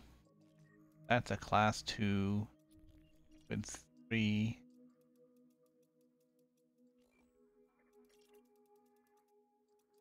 Oh, man.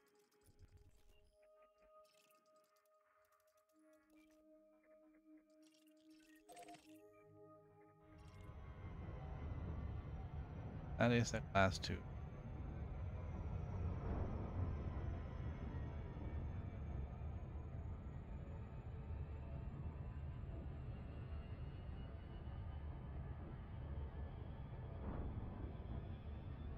Yeah, so like I've said many times before, I don't understand the reward system.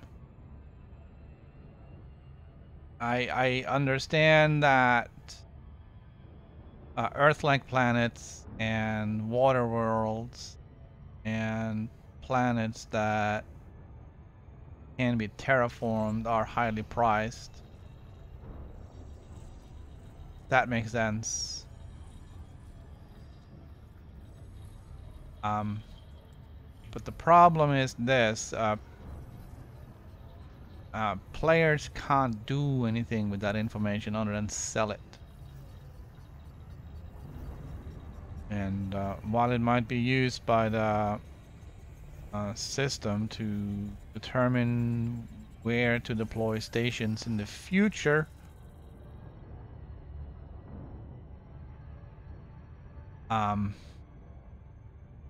that's outside of what the players can do. The information that players are interested in, what we're getting from scanning these guys.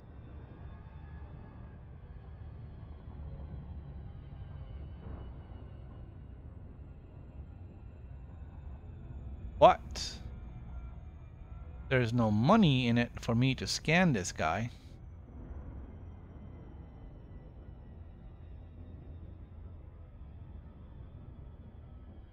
So I have no incentive of doing so. Other than the personal satisfaction of scanning it. Let's see if somebody has discovered this already. No name on this one.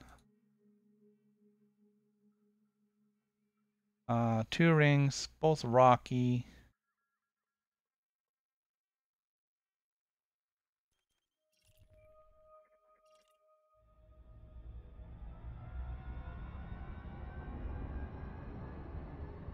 Not really a high value ring system.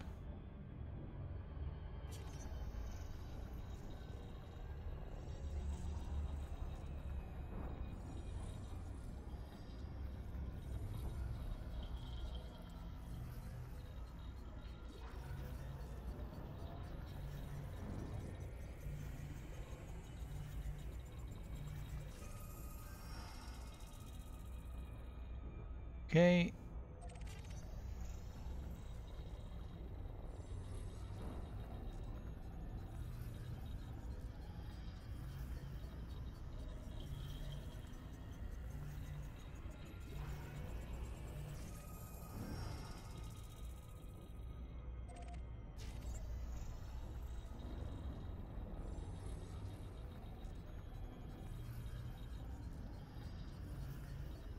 Not really looking for anything in particular. I don't have any huge needs right now.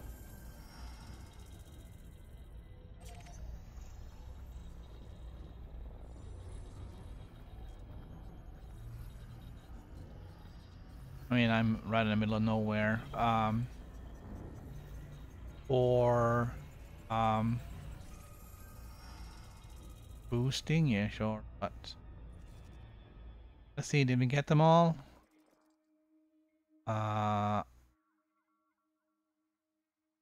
Niobium, germanium, manganese. Like, how did I not pick up manganese?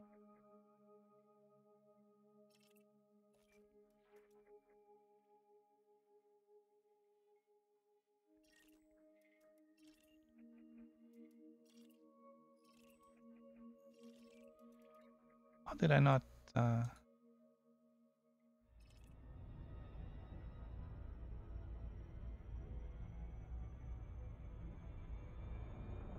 thought I got them all.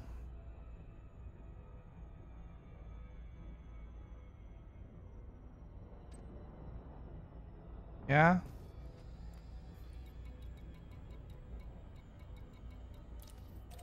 No, there's 2 more.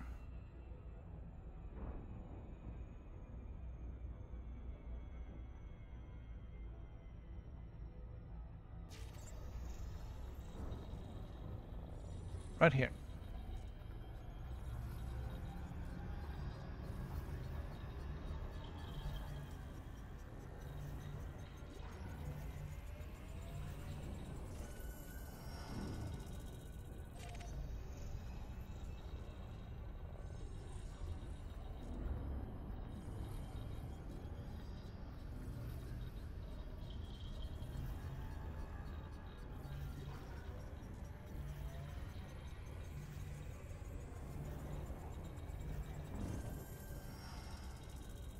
All right. Gonna point our nose at the sun.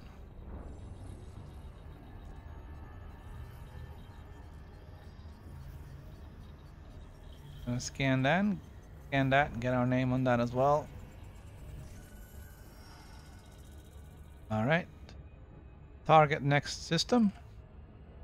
Destination set. Right. Here we go.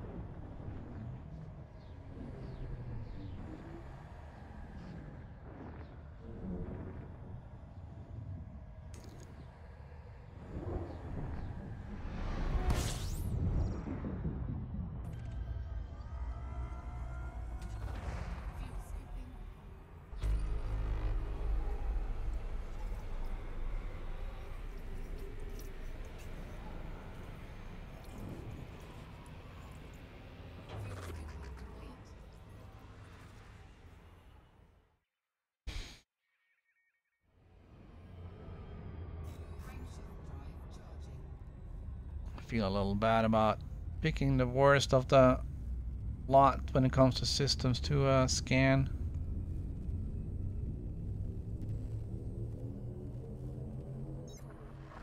It is the luck of the draw. And I'm out of water.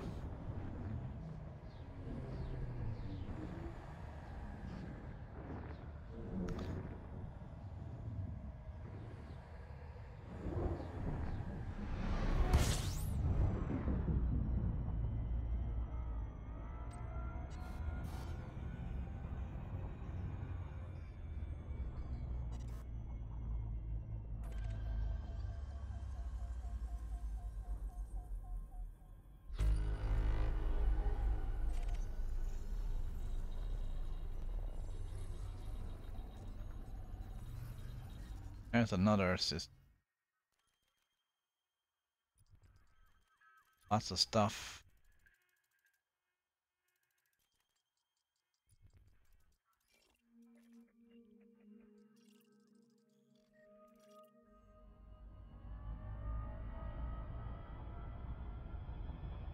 All right. Target next system. Next system targeted. Didn't get the scoop here because of how it came in. I have to do an extra scoop over here.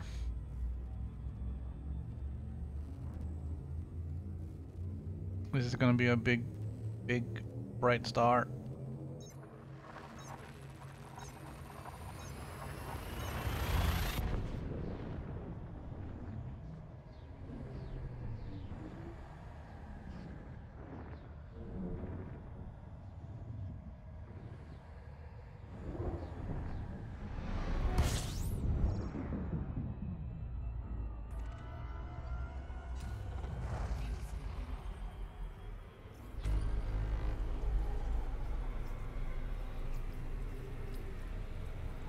It's so bright I can't really see what's on the map here even.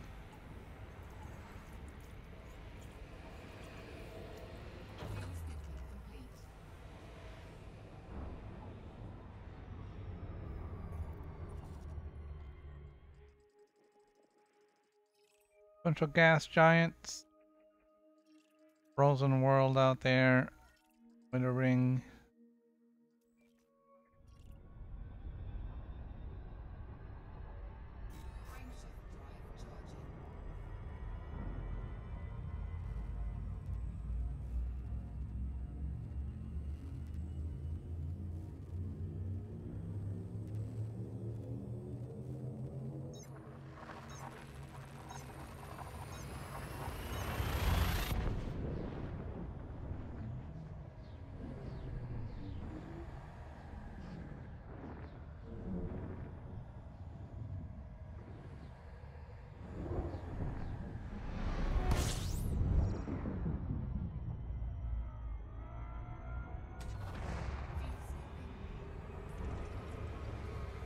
Alright, lots of stuff here as well.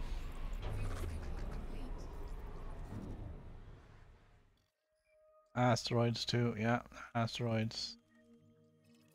Some planets.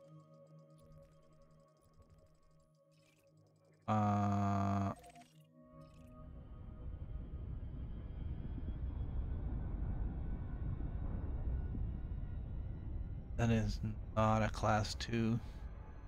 Alright, target next system. Destination set.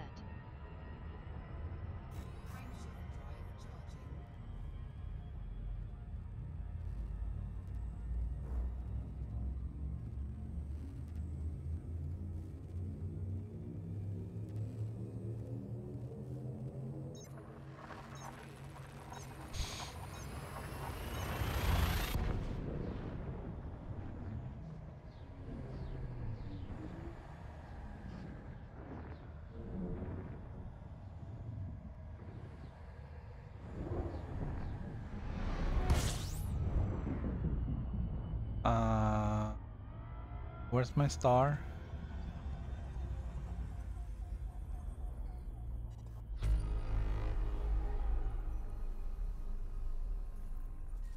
$64 objects here. I don't know where I dropped out, but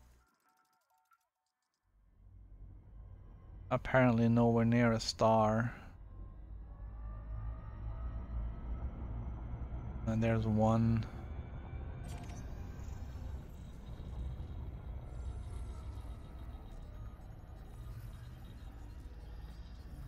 Another one over on my right behind me.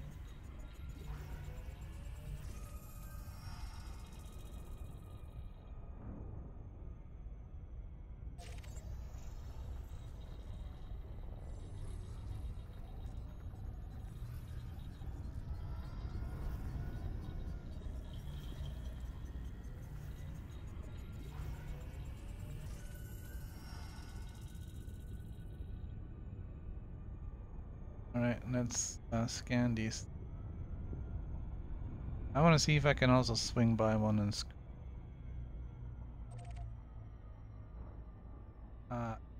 scanning that. 100,000 light seconds.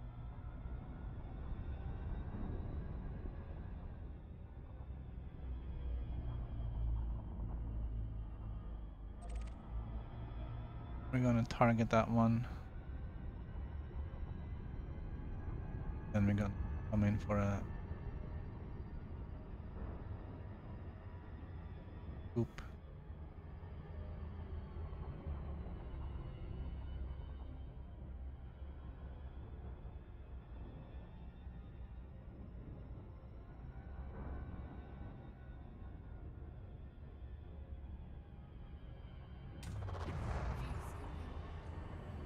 There we go. Alright. Target next system.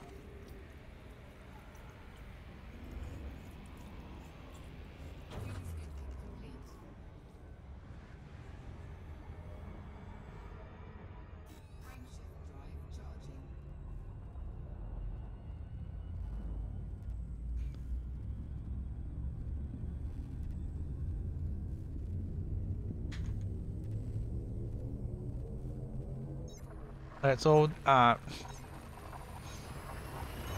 dropping you out of hyper jump like that, like a little bit away from the stars, it's I guess, reasonably new fix. There are certain binary systems where if you drop where you were kind of supposed to drop based on the biggest mass in the system, you could drop too close to the sister star and burn to a crisp.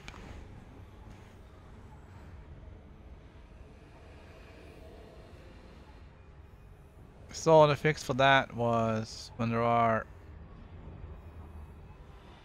such systems, they'll drop you a little bit further away from the stars.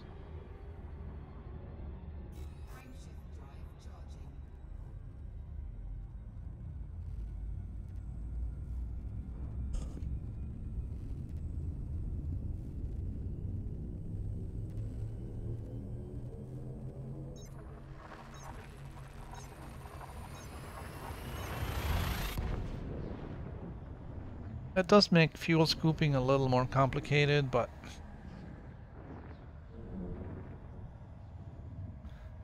not really a huge deal.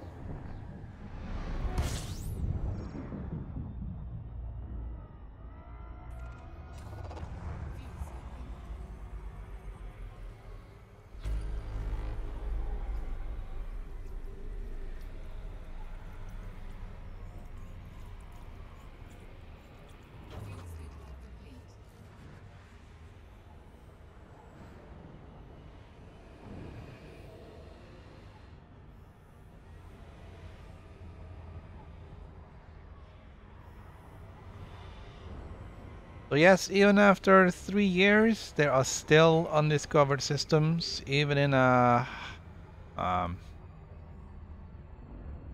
high traffic path like this between the bubble and Colonia.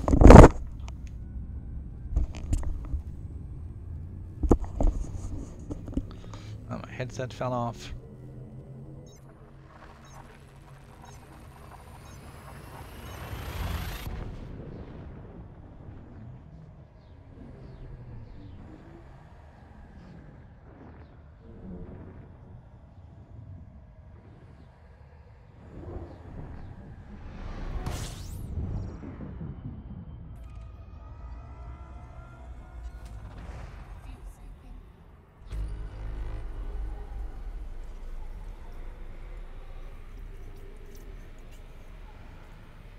So if you want to put your name on things, you can still go this way in relative safety.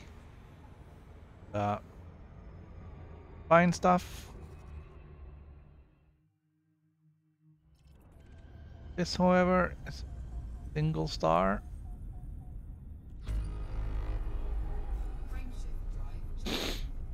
Which is a little bit unusual.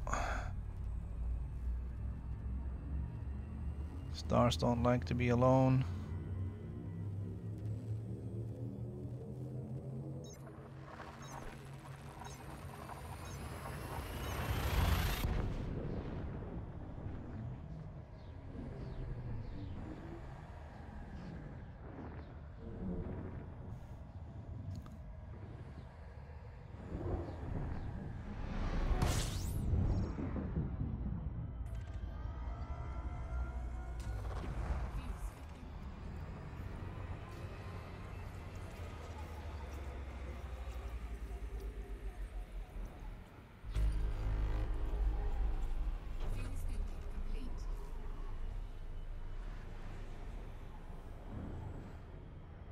One single planet.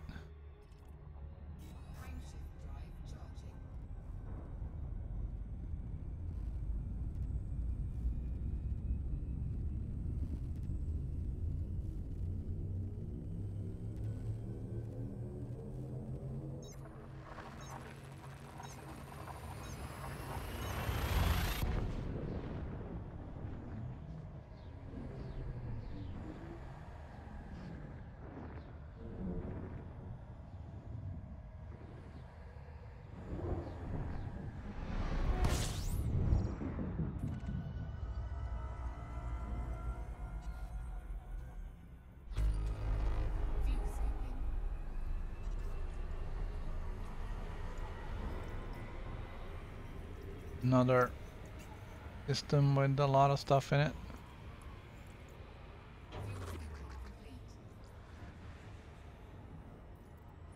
Two suns, asteroid fields, planets.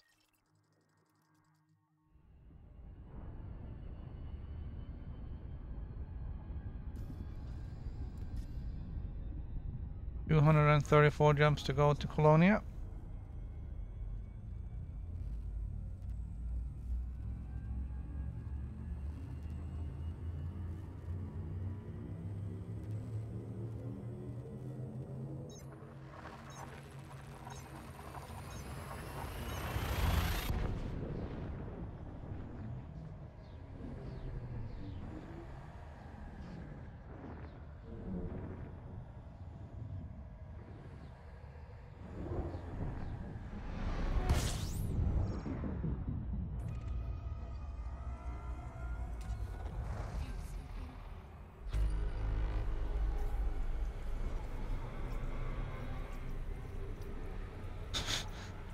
Yeah, it's like every system, oh, not every, but almost every system with planets and whatever has been better than the one we stopped at. Oh, better might not be the word, but oh geez, look at this. Far. 144,000, that's a long ways though.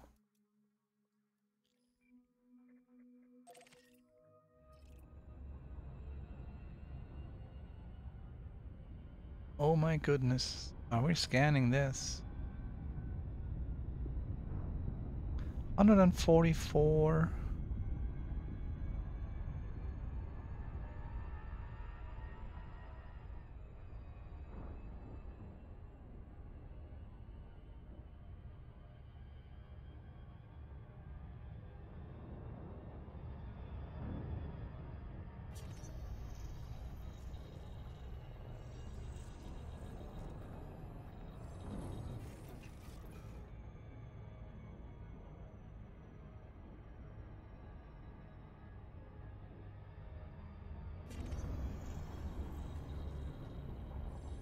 Sorry, distracted driving.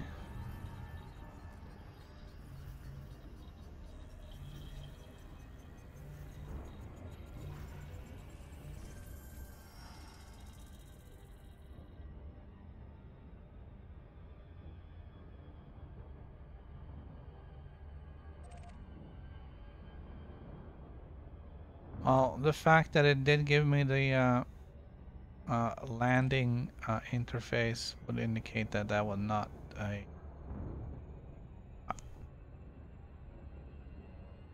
What the hell? Is that you, Fuzzy? You sneezing?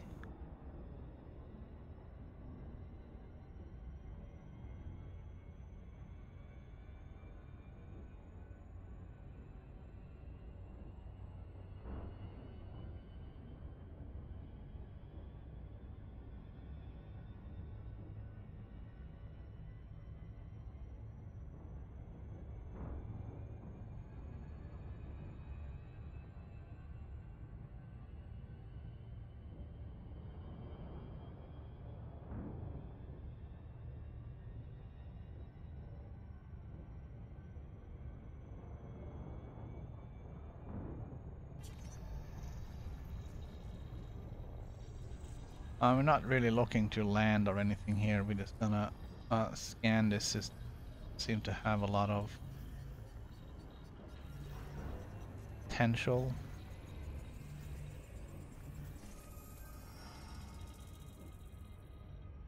That is also landable planet.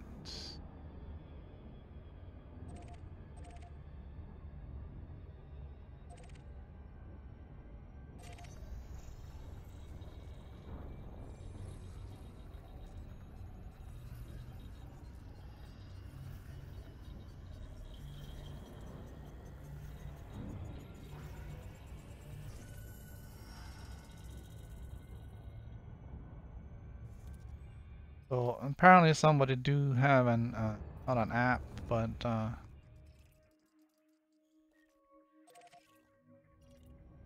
There.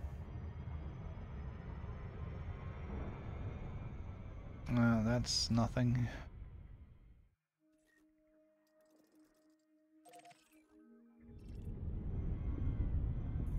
That's nothing.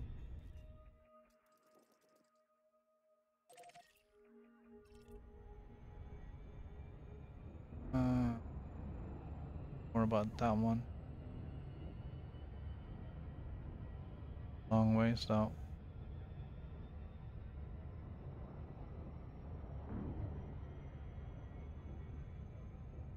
Yeah, not really feeling it. Alright, it could have been interesting.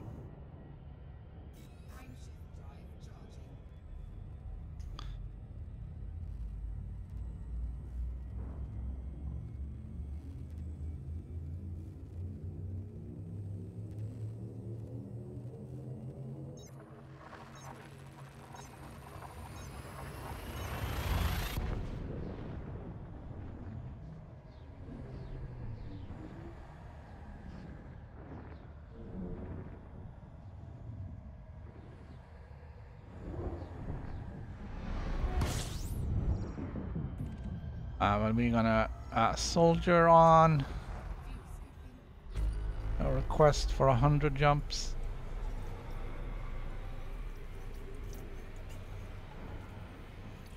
There isn't really a high goal, but he only jumps so much before he gets. No.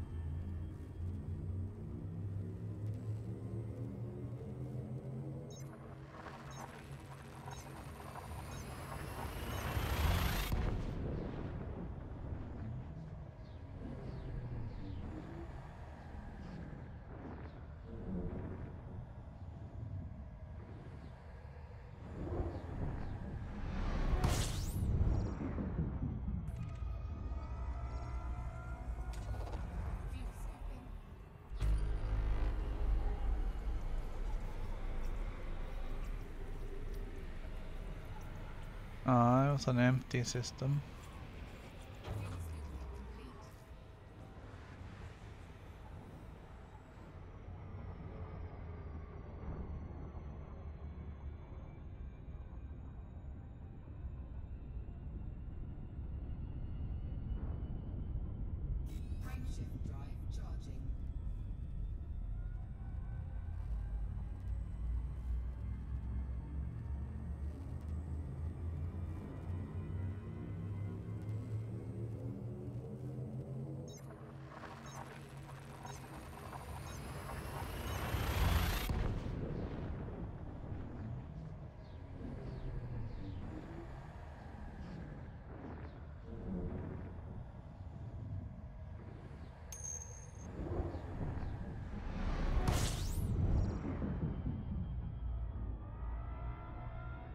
Hey, how's it going?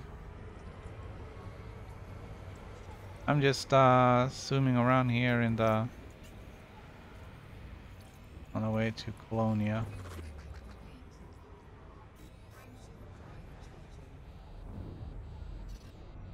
I gotta be careful with the premature jump. So we are 70 jumps into our 100 jump goal.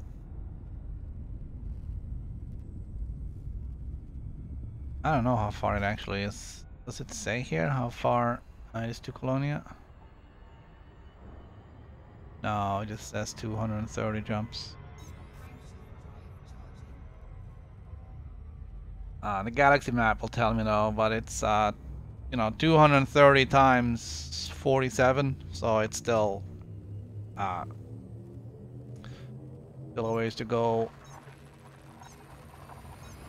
So say 200 times 50 is 10,000, so there's still some ways to go. I don't think we're gonna have a problem making it though, even if we're doing it a little bit different tomorrow.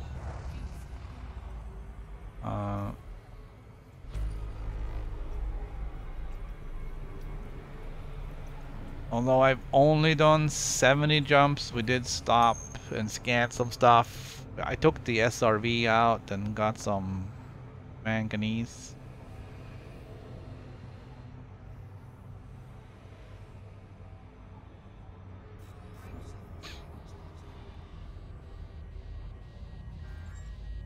Yeah, but I did that in my head faster than you did on the calculator.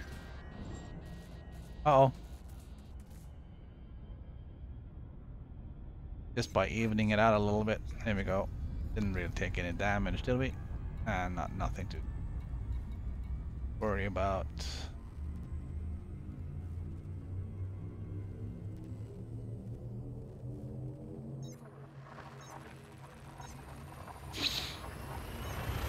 At any rate, with these jump ranges, a few hundred light years, give or take, is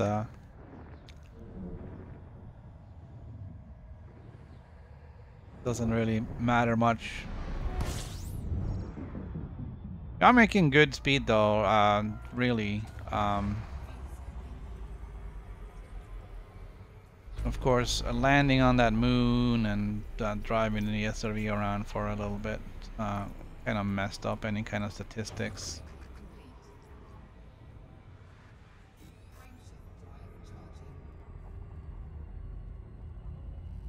So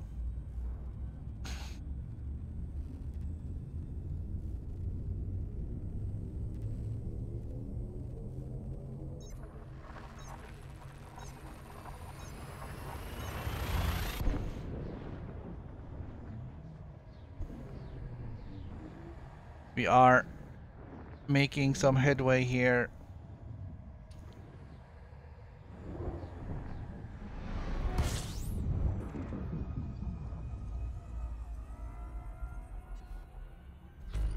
We haven't really gotten into looking for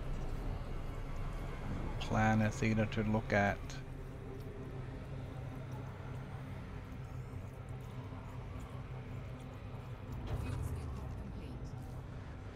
We have peeked at some, but I'm just keeping it.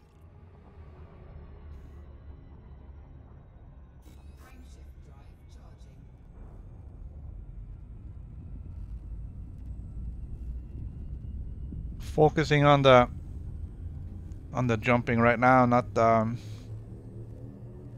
the little details on the journey.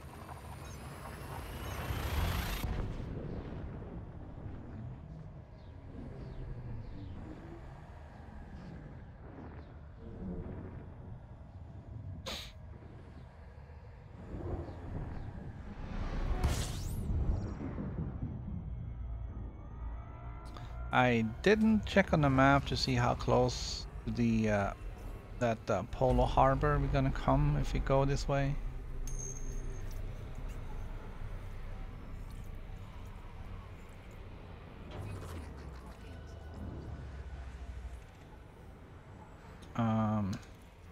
Let's have a look at the galaxy map and see. Alright, fuel star doesn't matter.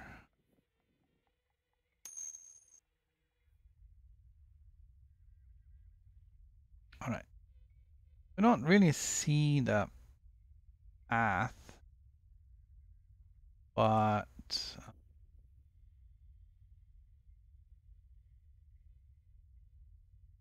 it kind of looks like we're gonna have to go a little bit out that way to get to Polo Station before we go back this way.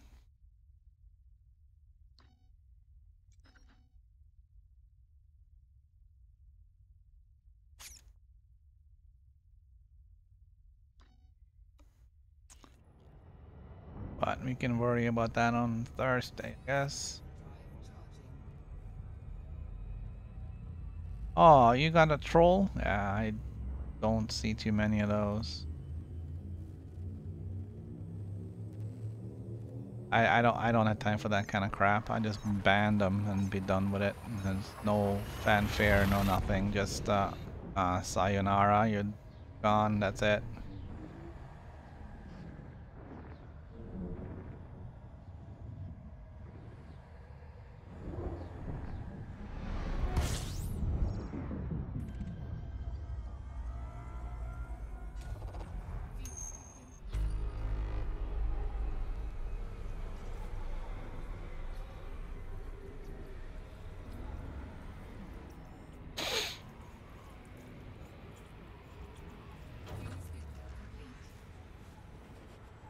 I wish I could figure out how to get more people on here. I don't, you know, not the trolls, but all the other ones.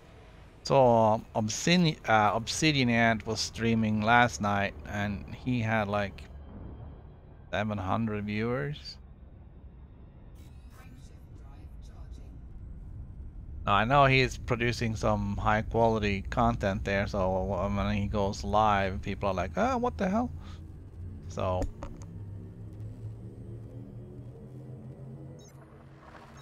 but there's clearly some interest in Elite live stream. It's just a matter of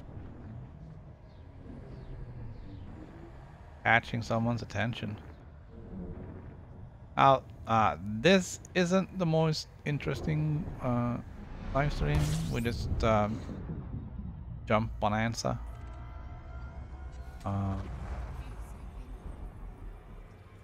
Gonna be a little bit more interesting tomorrow. Tomorrow I'm gonna split the stream with PC and PS4.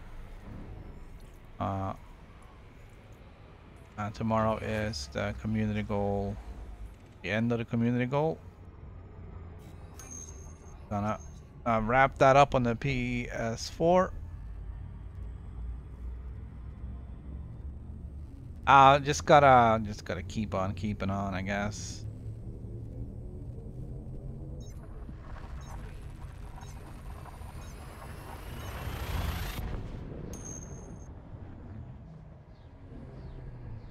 I know it's easy to just say, hey, I'm gonna stream a game that, you know, thousands of people want to watch, but if you're not enjoying the game, then you get that's noticed. So then what are you, just a stream whore? So that's not really looking for here.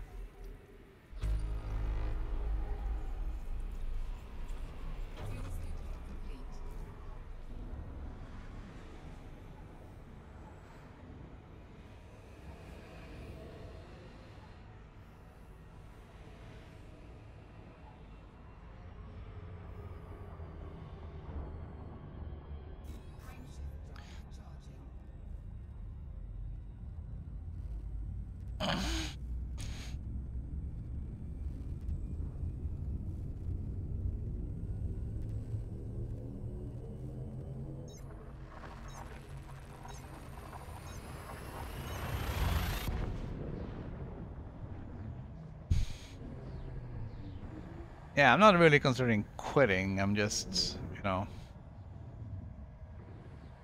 I'm just trying to figure out if there's any other games that I like that, you know, would be more productive and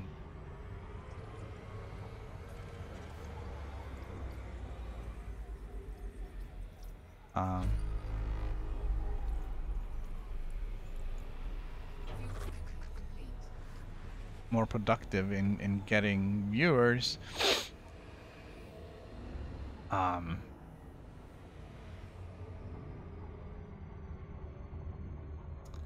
wish I had more fun with Project Cars. I have to get back to that. I was testing Gran Turismo Sport yesterday, and that looks fun.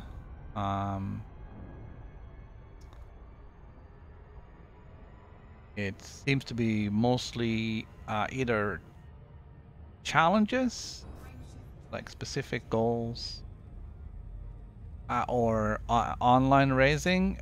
So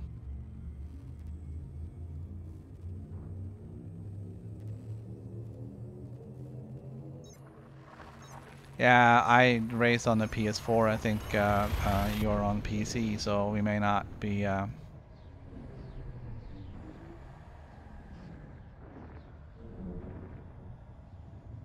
That may not work out.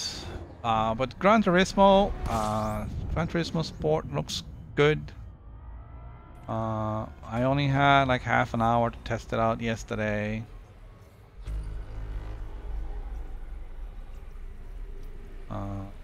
And kind of only have this week for the demo. Found a nasty bug. I can't go into the option and change anything, it just dies immediately. So hopefully they get that fixed before release. um. So I don't know. Maybe I'll do some Gran Turismo on here later today. As far as I know, there's no media block out on demo. It's an open demo, I believe, for everyone. I'll have a look and see what that is all about. I am a couple of episodes ahead on XCOM. At least I think I am. So even if I don't get to record today, I can catch up on that tomorrow.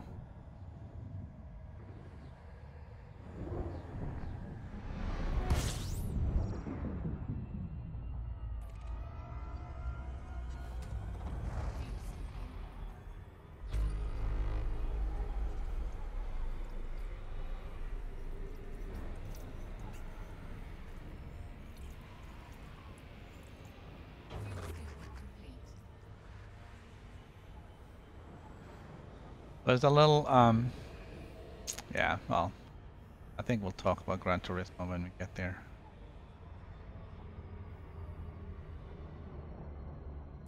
Gotta keep an eye on it. Okay, 220. We're almost getting to the end of our jump goal for today. Once we get there, we'll land and roam around with a rover.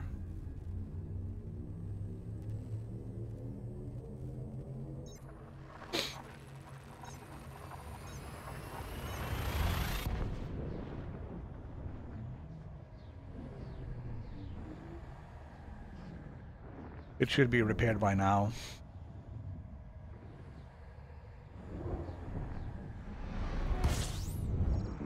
And again, if there isn't really anything to roam around on the system number 200, we'll do a few extra jumps if that's what it comes down to.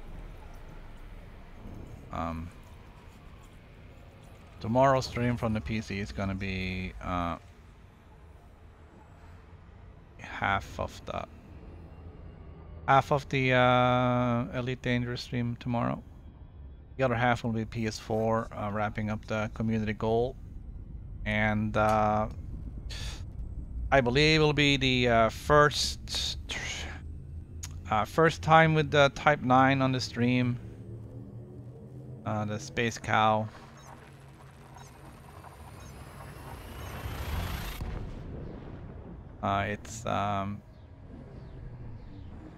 It's different. Very different flying that thing.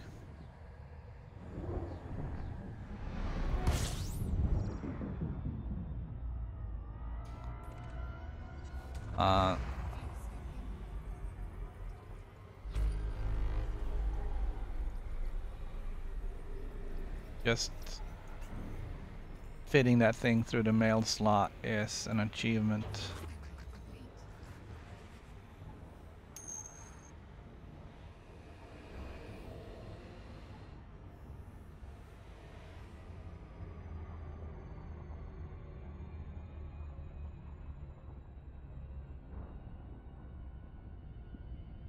Yeah, it's a bit like canoeing with a broken paddle.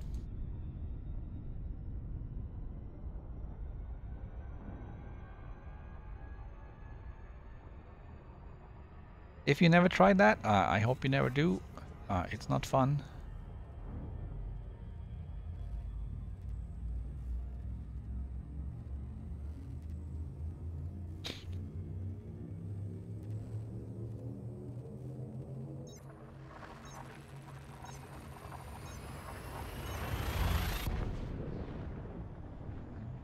It is one of those life experiences you wish you didn't have, but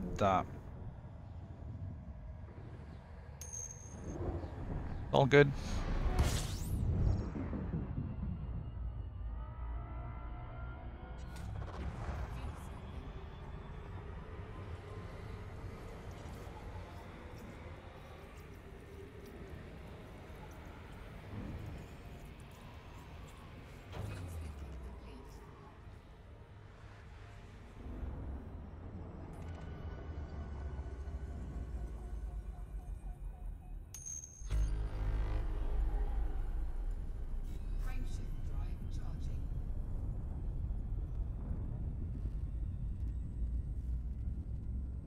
Right, yeah.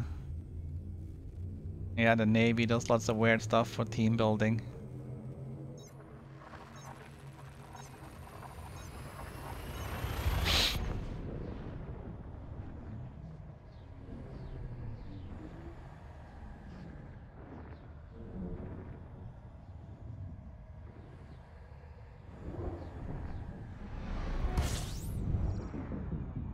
I was lucky in the Navy. I didn't really have to deal with a lot of crap.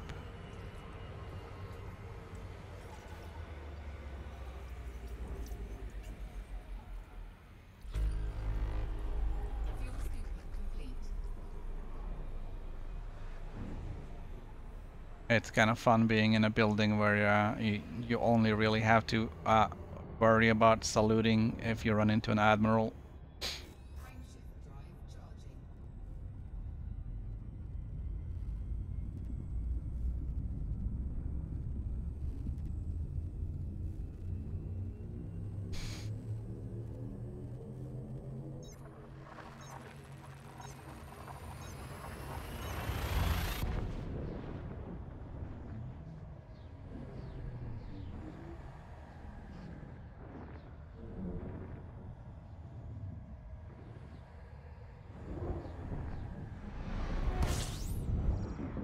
Well, that's a long time ago. Fuel scooping. Fuel scooping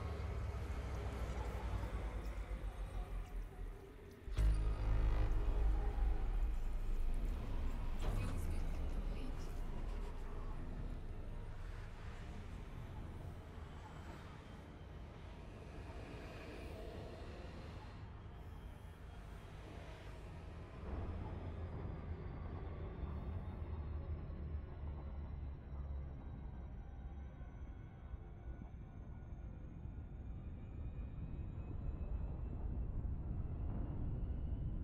Frameshift drive charging.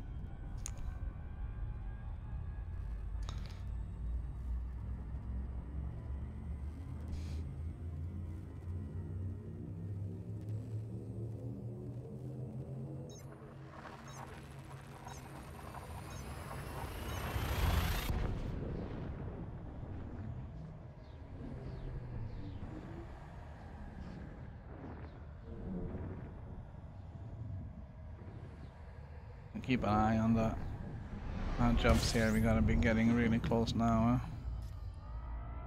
214.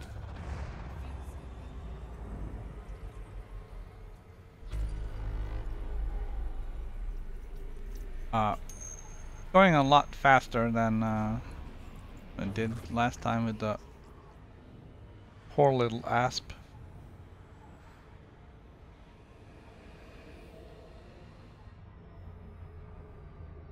Frameshift drive charging.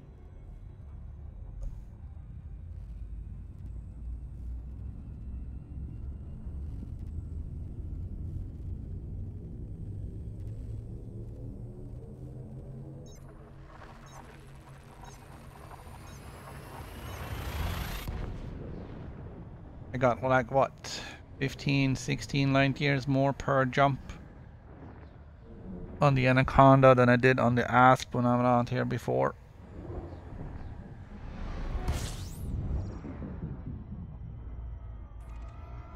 Well, that is Fuel scooping.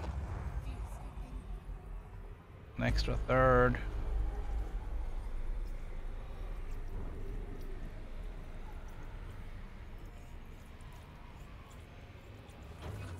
complete.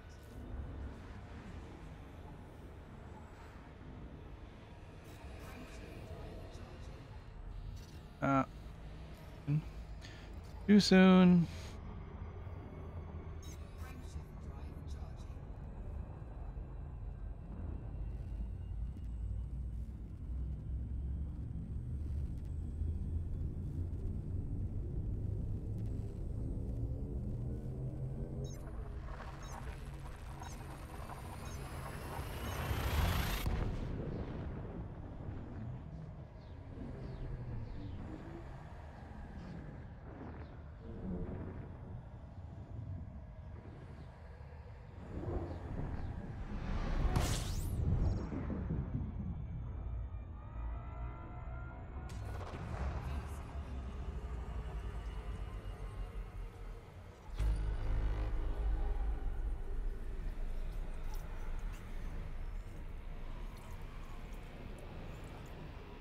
Yeah, just going through sector after sector here.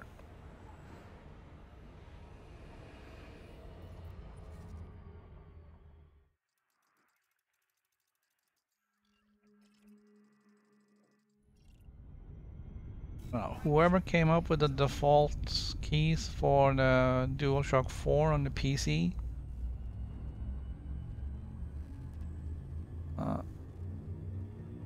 don't know what you were thinking.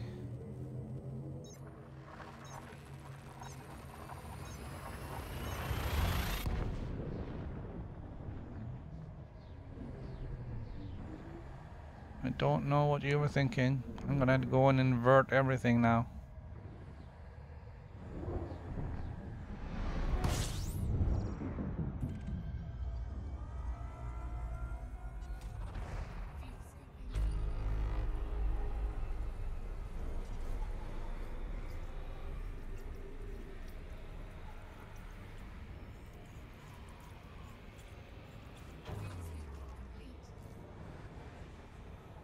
I didn't reset my colors after 2.4 dropped. I didn't save it. I guess I didn't care enough to do that. The downside with the all green was everything was green. It was difficult to determine who was friend and who was foe on the scanner. Because the green ones were green and the red ones were kind of green. And the white flashing ones were green flashing ones. So it wasn't really a very productive. Wasn't very functional. It looked cool because it had that 1976 green LCD super pixelated screen thing going on, but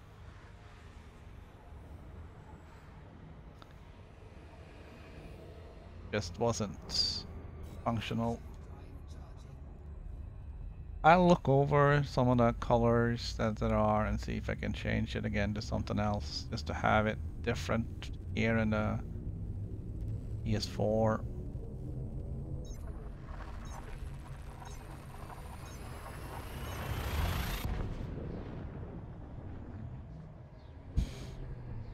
A visual difference might help me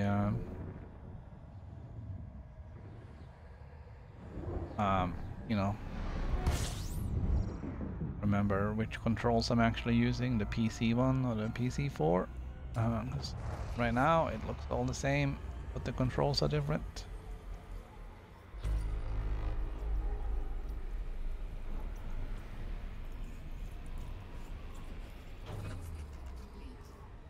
Alright.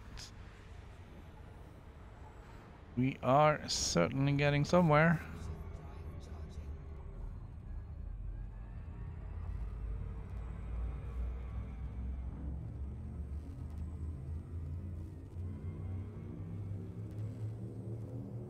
I'm trying to quit energy drinks, so I'm a little low on energy, I gotta say.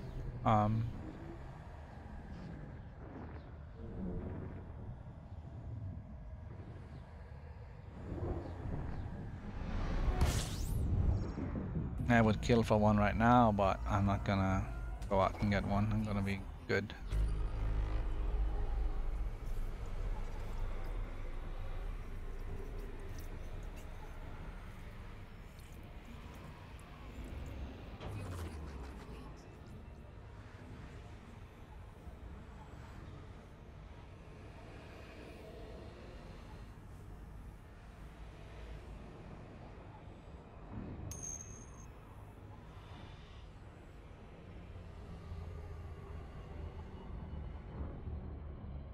Yeah, I think Nightbot may have killed Yoling. I did find there was a page with a lot of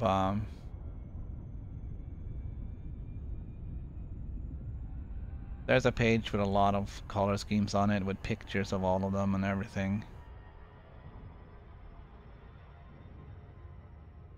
I'll go there and have a look.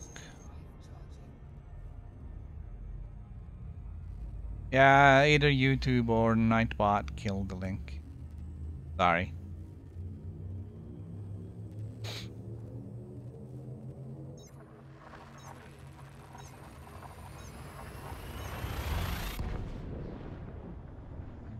Kind of strange though. I don't actually see any notification that that happened.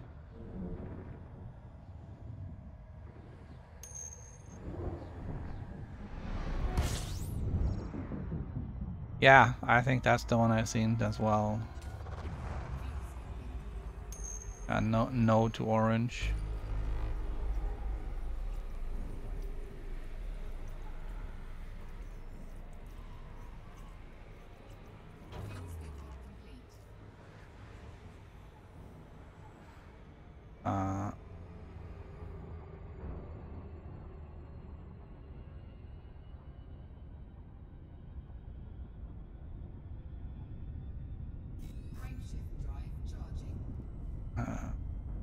See what Nightbot says.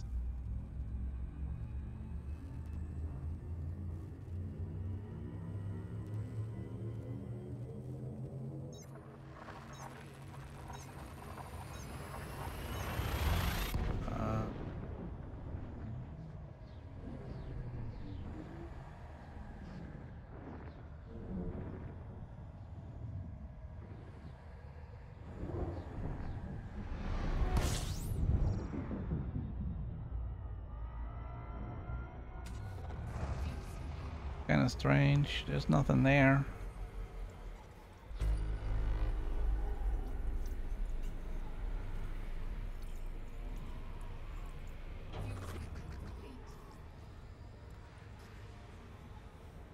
Wonder if YouTube killed it before it even got anywhere.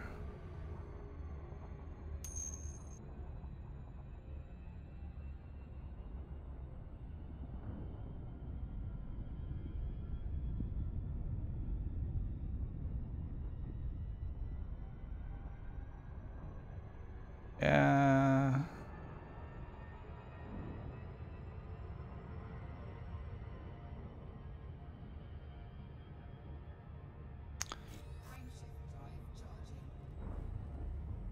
Let me see if I can find it.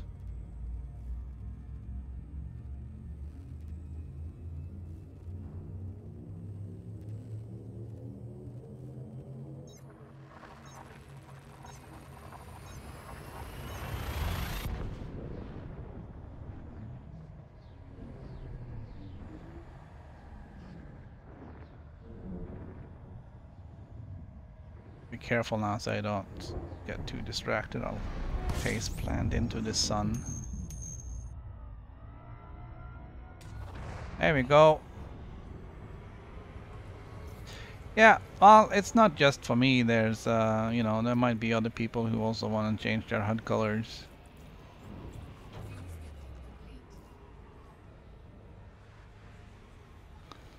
I may want to go with something green, but maybe not.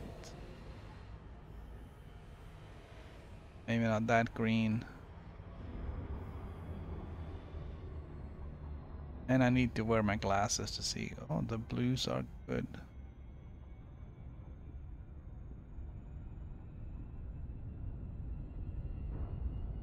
Alright, how we doing? 5 more jumps.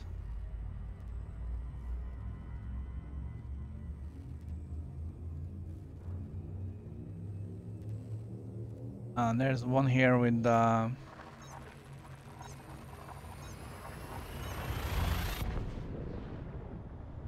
blues and red.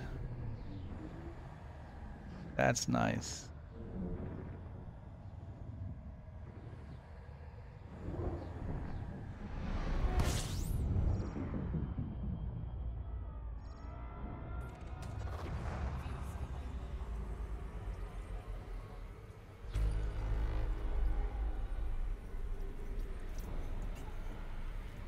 May try that. I wonder if they're gonna actually incorporate that into the game so you can actually change it.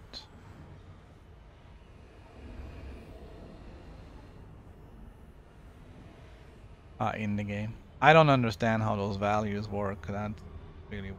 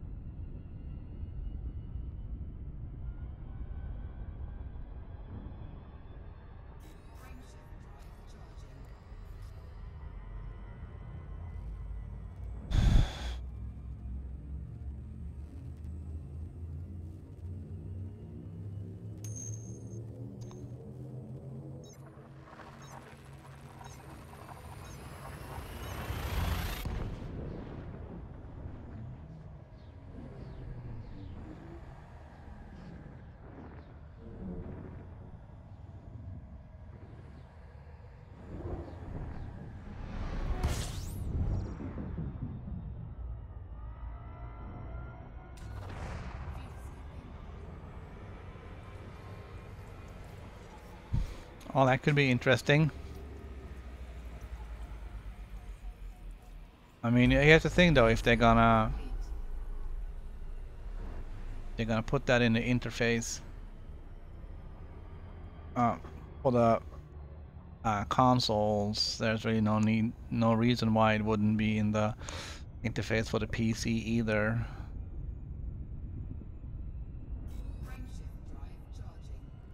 I'm pretty sure PC users would be happy with being able to set that in the game rather than hacking XML files.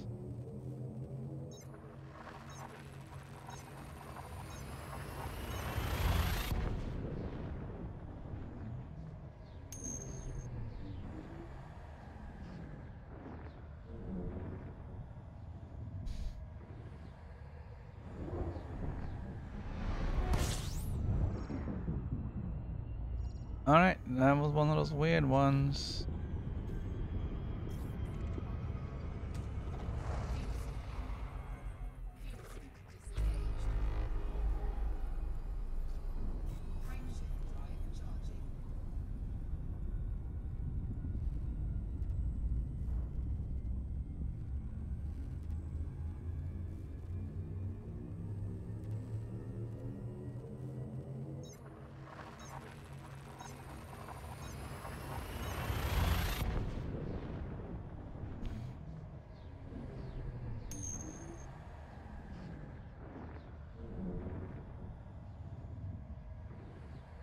Yeah, these jump marathons are tiresome.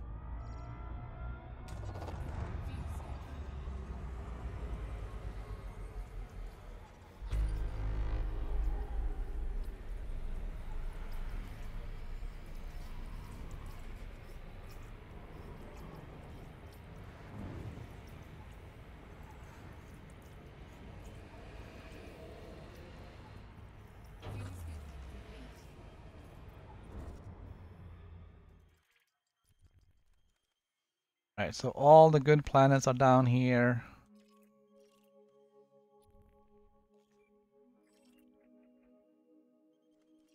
Actually, they're not that far away.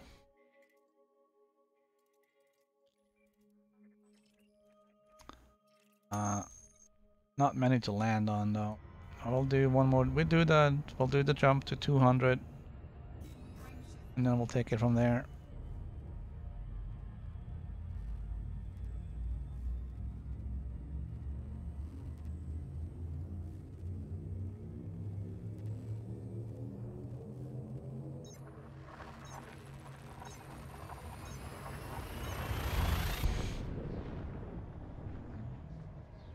Yeah, I just need a little bit of variation in every now and then, which is why I'm kind of I'm gonna have to stop and you know, land somewhere and do a little bit of SRVing or something. At least halfway through on each day. Alright, we got our fuel. There's stuff here. There's some stuff here.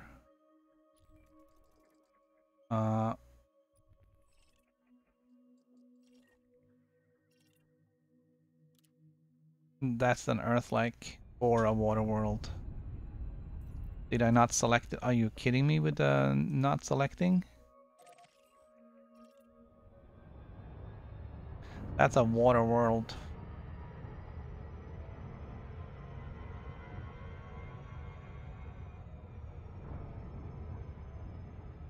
And it had 2 companion planets that were landable.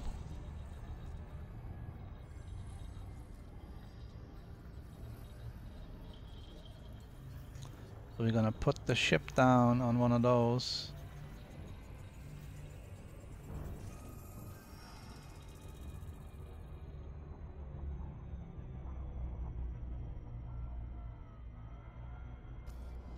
Alright, I can't actually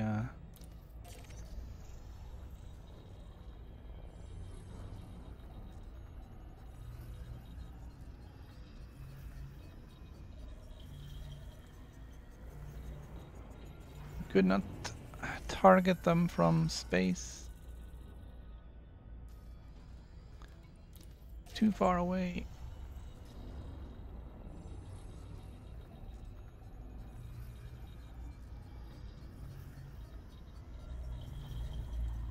Right, so we're gonna stop, kinda, sorta.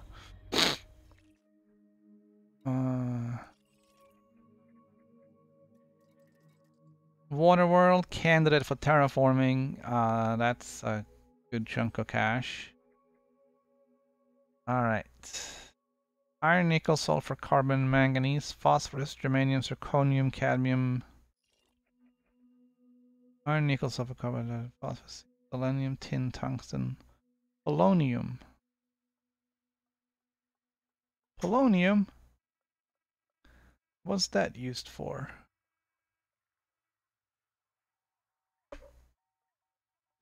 Polonium is very rare.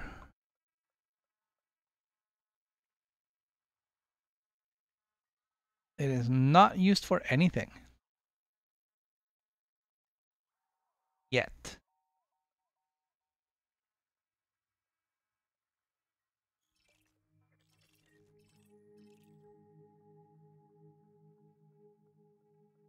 But no arsenic.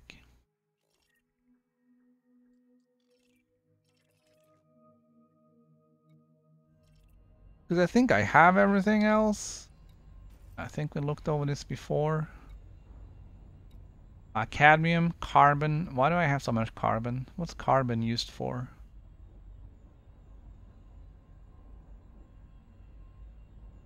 Grade 1, 2, 3. Shielded stuff. Fragment cannon, double shot.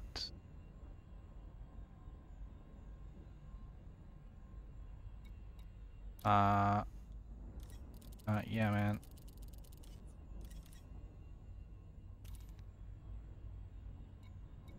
Even 36 is a lot. Chromium. Chromium isn't used so much either, is it?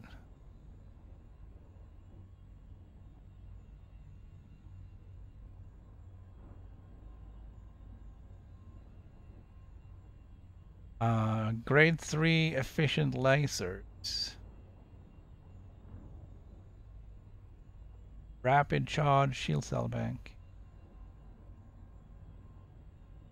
It's all low grade stuff. I don't need to go get in for that.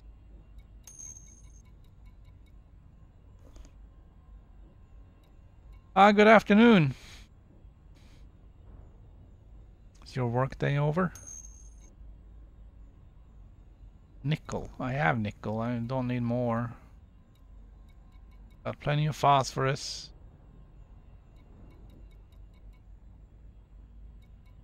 Good amount of sulfur. Got tin, vanadium, zinc. Zirconium. Was there zirconium on there?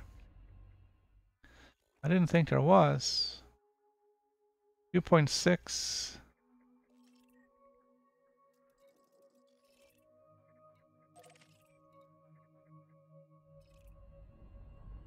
Alright, let's pick the zirconium one just in case.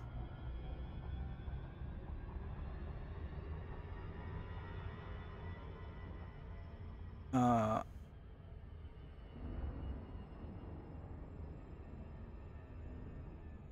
it is used for grade 5 overcharged lasers, beam laser, burst laser. So this is good stuff.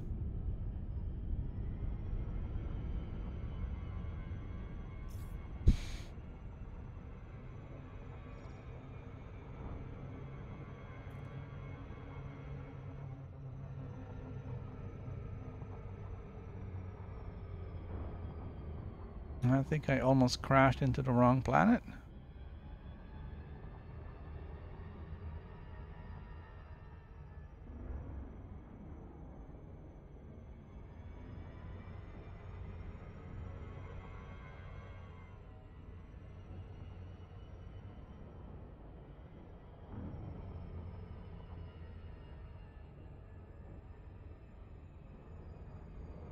No? Oh, this is the right one.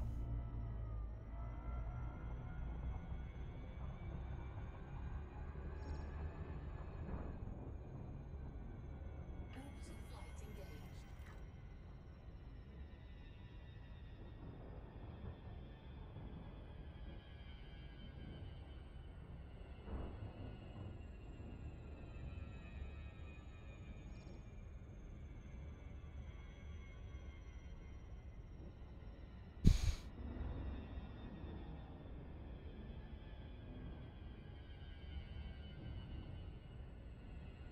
So I don't know if you're gonna find any zirconium. No idea. There is a low chance that there is, and if we find it, awesome. If not, it is what it is.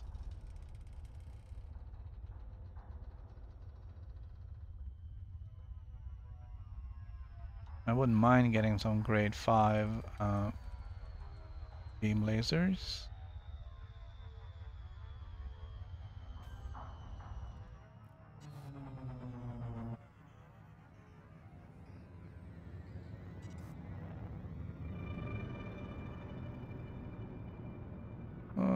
What happened? Sounded like the glide audio ended prematurely.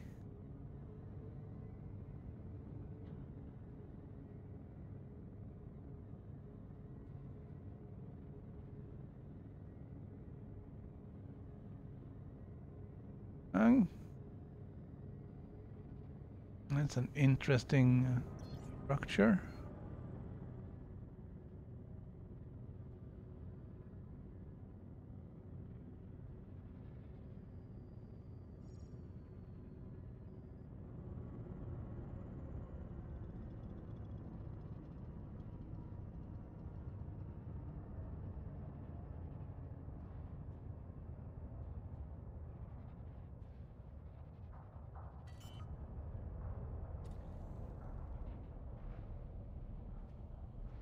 Landing gear deployed.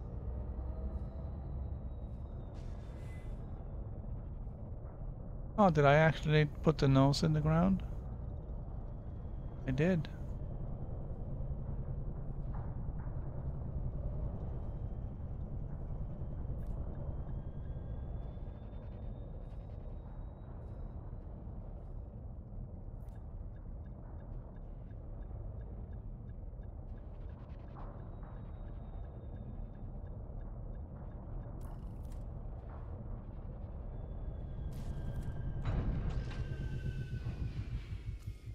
Um, okay, I gotta have to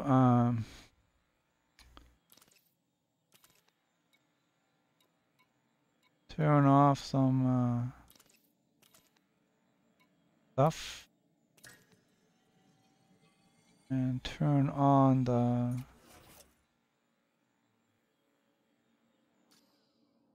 vehicle hangar.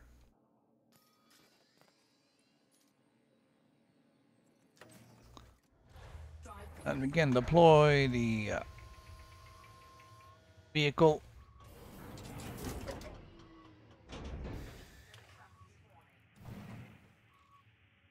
Oh.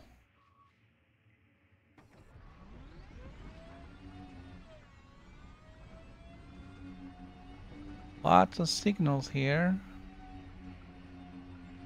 High metal content this way.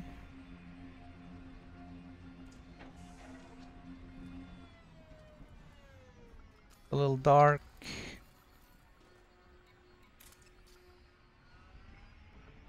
Gonna go with the brights on.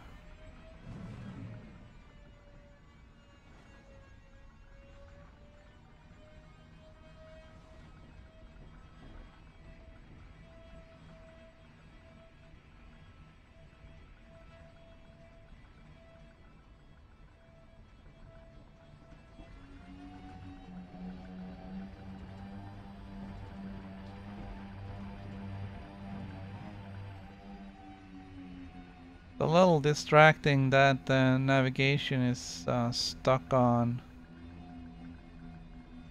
pointing to my next star system. Not sure if I needed that.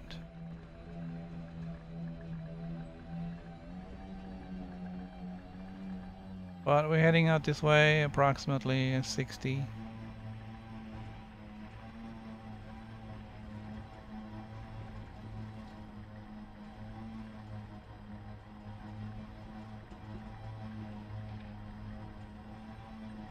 There's a strongish signal over here.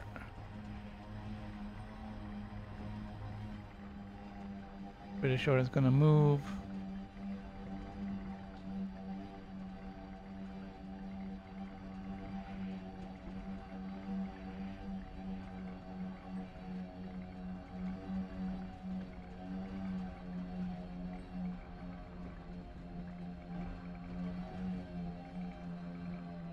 It was a little bit easier to find the rocks on that previous moon we were on because it was really beige and the mineable rocks were black.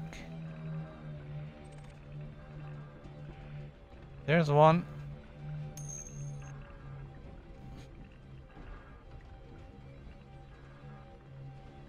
Well, we covered like 7,000 light years yesterday, so yeah.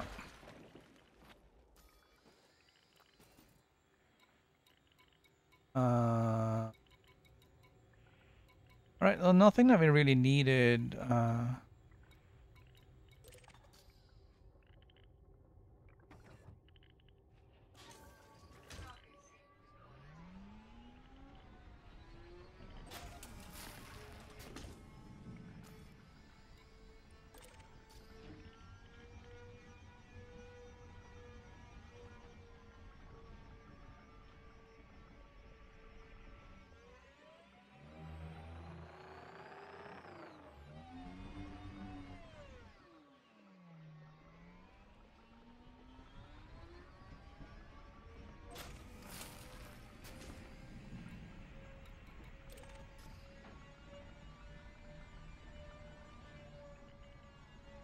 Like I really should pick up like everything and just sort it out later.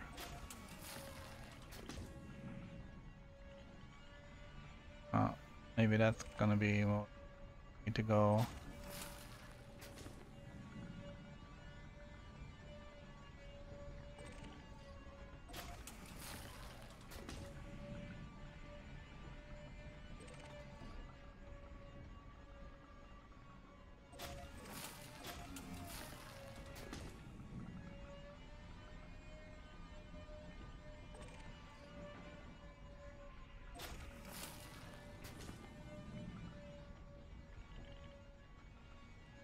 Alright, so let's find a new signal.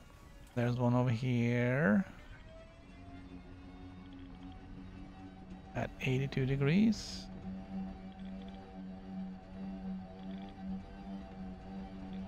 But I mean, we're jumping what, 46, 47, 48 light years at a go, so it quickly adds up. And just because there's only 200 now jumps left, it's still 10,000. Still 10,000 light years. All right. I need a different angle on that one.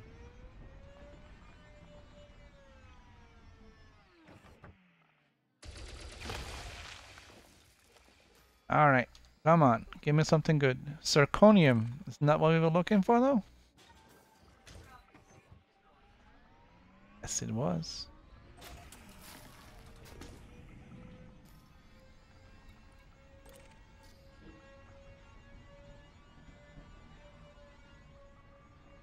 I think we'll just pick up as much of the stuff as we can.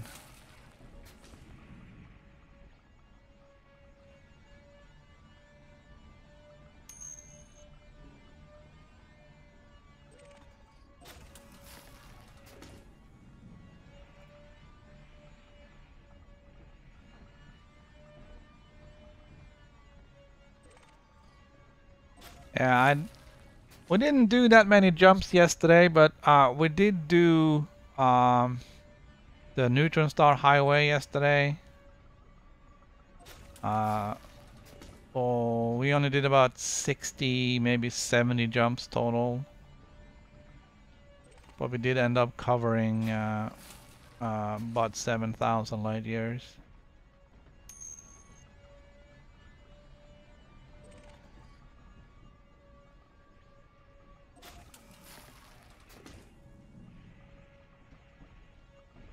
Right, so those spikes are probably my ship.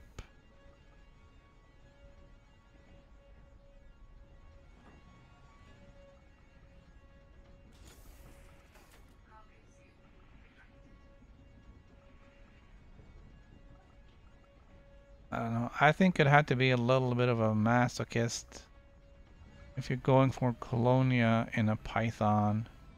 I mean, I love the Python, but that's definitely a in the bubble ship. Yeah. That's what I did too. First time out to Colonia, I didn't do the Python, but I did a poorly equipped Asp Explorer, and I didn't have horizons even, so I couldn't stop on any of these bases out here in between. So I couldn't even do anything about it. And you can't really do anything about it at those bases either, because they have no equipment. There's some interesting signals over here. It's definitely not my ship. So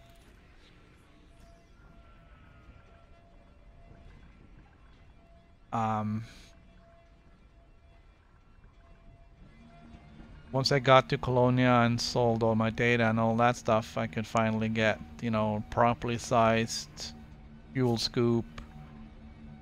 Got rid of excess weight.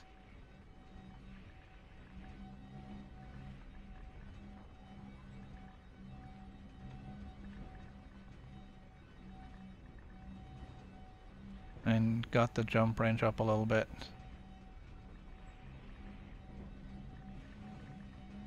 There are some interesting signals. It seems to be high metallic. Be less metallic now.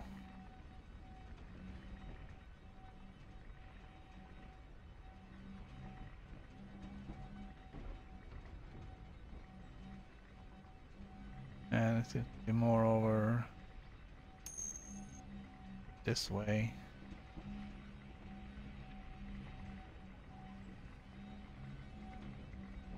Yeah, I'm sure you can get decent range on a Python.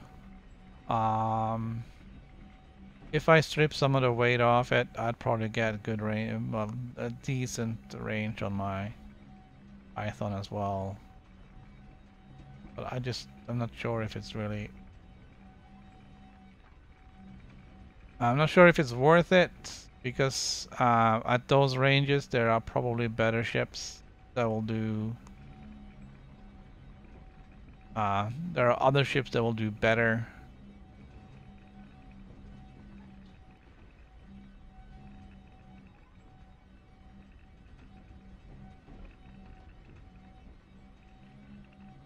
Like I said before, if the Python had a class 6 frameshift ride rather than a class 5, it would have been top of the line. Would have cost more money to get it equipped. But nobody says you have to go for class 6 on day 1, so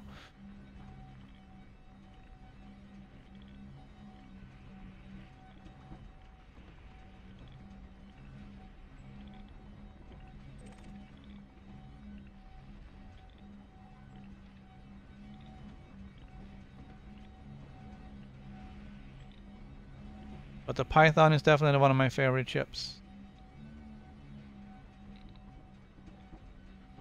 It's small enough to need only a medium landing pad.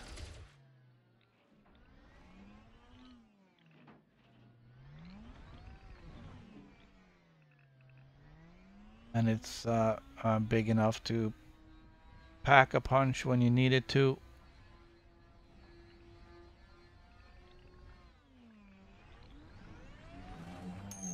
Hey, hello.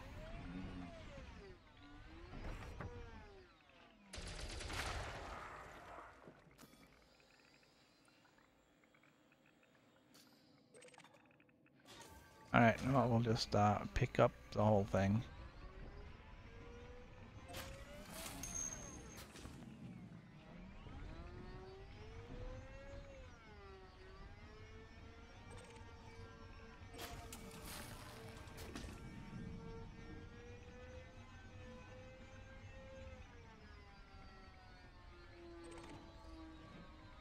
Well, right now I'm using an Anaconda for exploration.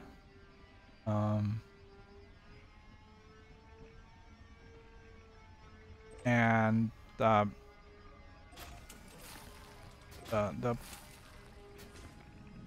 point here is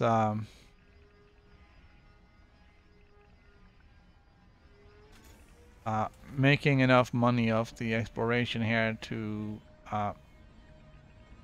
more properly outfit the Anaconda.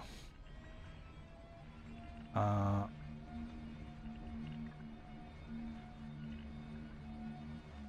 don't have a lot of money left after I bought it and upgraded it.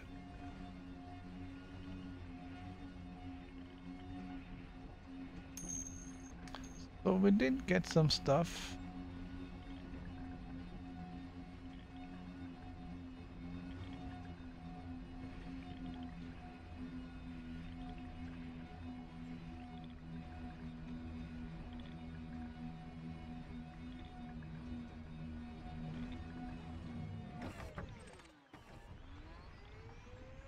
Lots of outcrops here.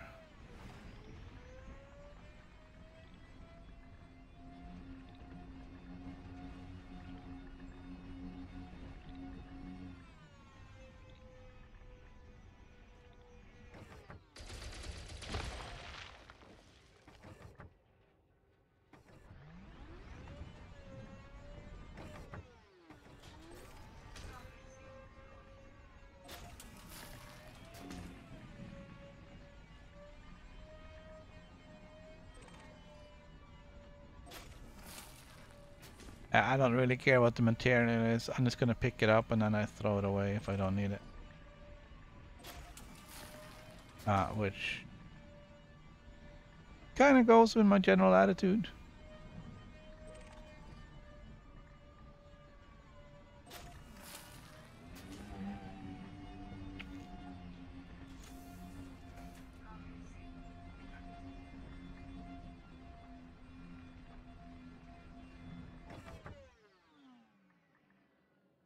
Alright, let's see.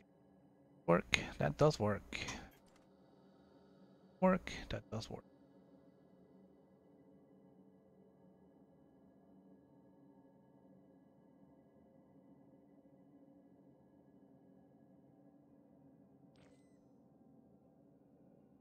Take a picture.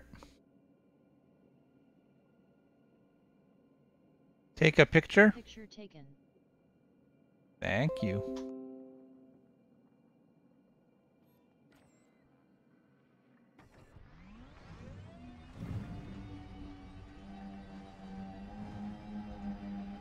Right, I'm not really seeing a lot of signals for anything here.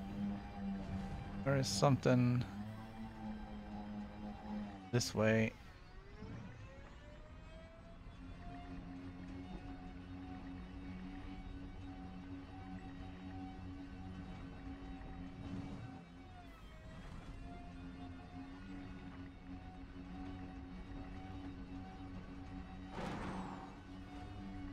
Alright.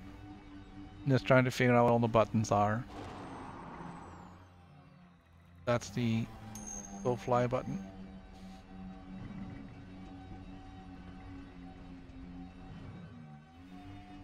Yeah, I'm just gonna trying to pick up, you know, some stuff that I am in low supply of. But I'd hope to find some place with arsenic on it, because I'm always in need of arsenic. Although I think the only thing I only use it for is the frame shift drive. And it's like, well, how many frame shift drives do you need to modify? And it's like, thousands. The answer is thousands.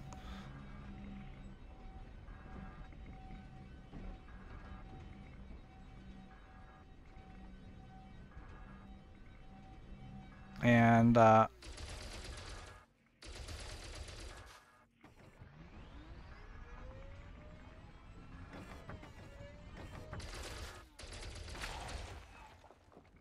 with the Type 10 coming out,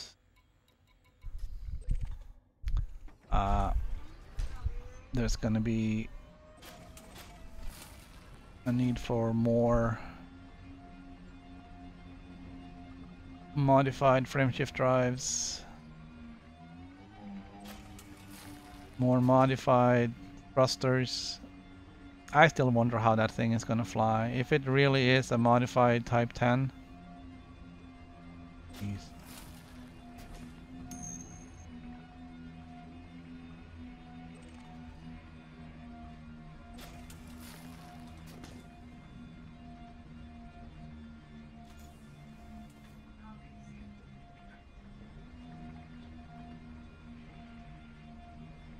All right.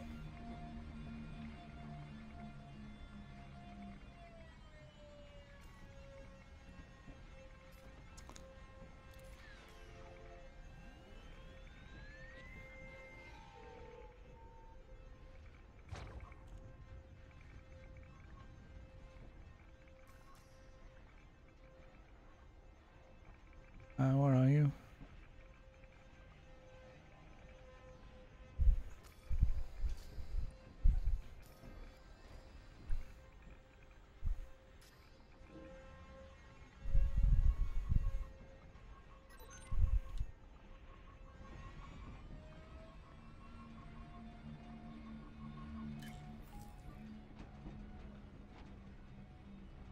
Look at that.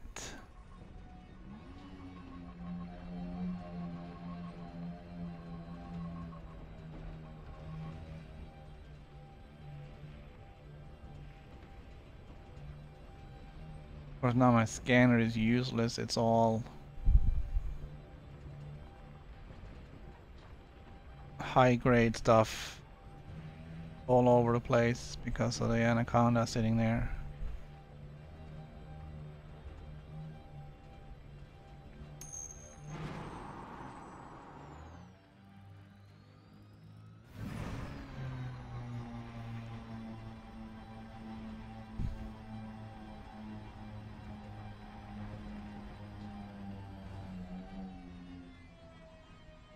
Have they released those numbers though?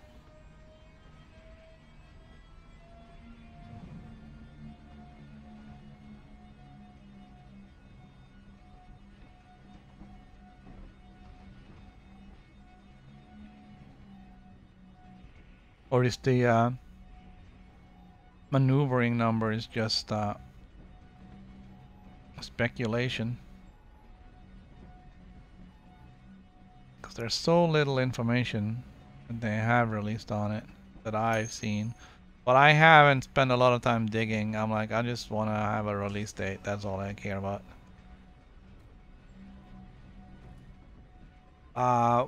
Well, uh, not necessarily if they put a bigger thrusters on it.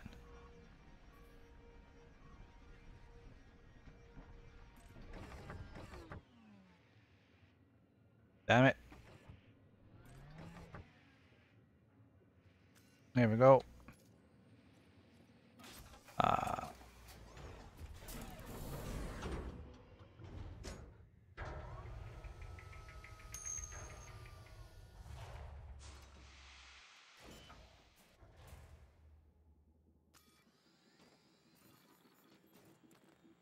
Alright, so we're gonna turn off that one. Turn off everything, turn on anything else.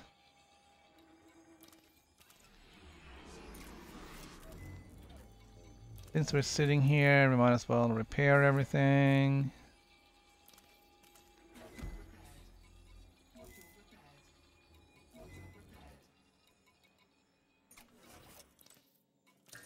And then of course we have to turn everything back on.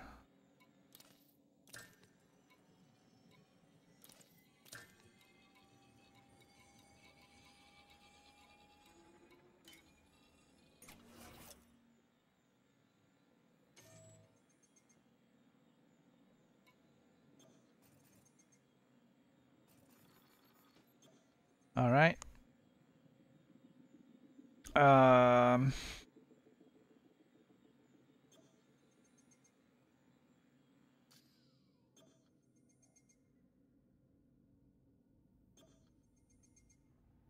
Oh, hey, what's this?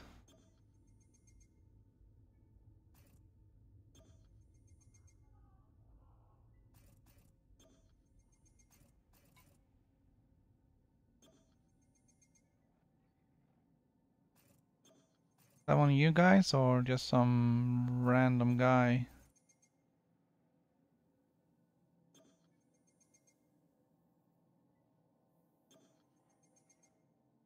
I'm gonna let the shield power up before we do anything else. Galaxy map. We should be at 200 jumps to Colonia. Our galaxy map says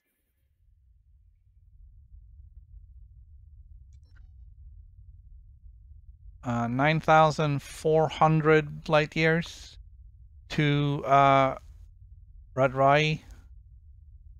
That's how I pronounce it, like Hawaii.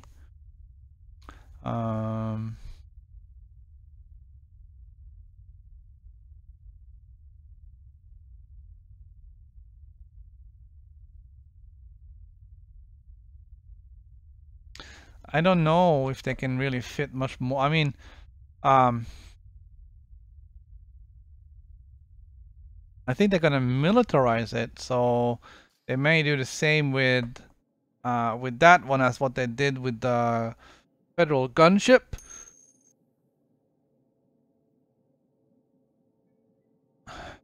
Where most of the modules are limited to military equipment.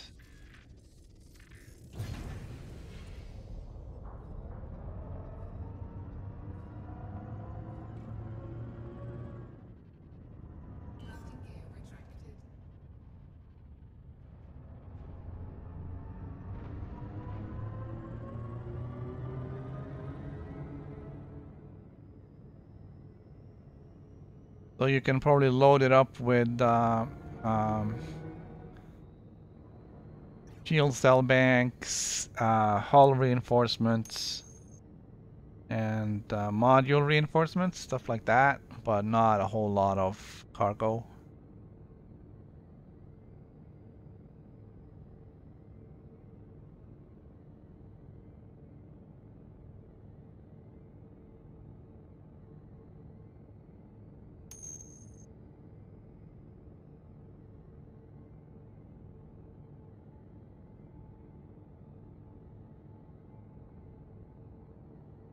Not really sure if it will though, because they are coming out with a whole new ship class, which are the refuel and docking capable ships.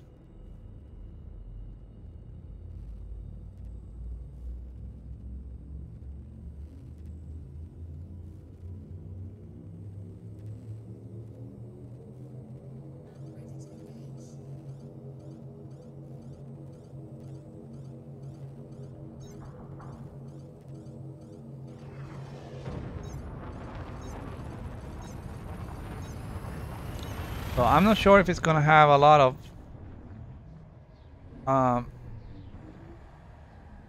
things that will tie in with the squadrons. I mean, it will be, if it's big, you can give it fuel limpets and repair limpets and stuff like that, so you can park it sort of in a, you know, on the cool side of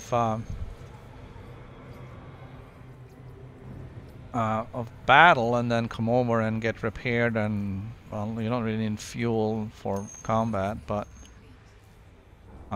there will be bigger ships that a squadron can purchase, where you can supposedly resupply your squadron.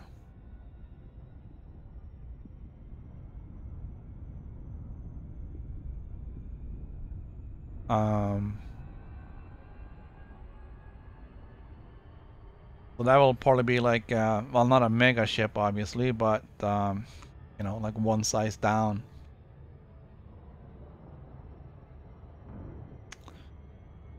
So you would jump that into a system where you don't have any other bases, so you can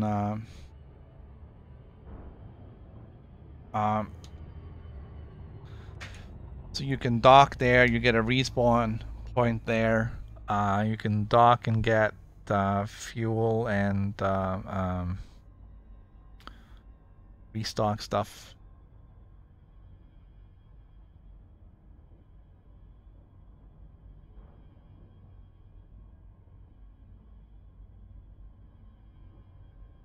So that'll be interesting to see what they come up with. But that's probably going to be, I'm not sure if they're going to bring that out.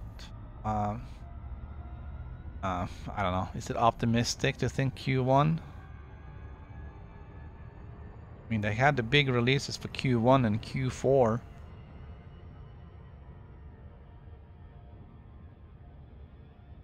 So it would have to be in one of those. So I guess it's optimistic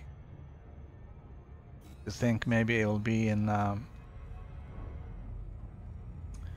Q1.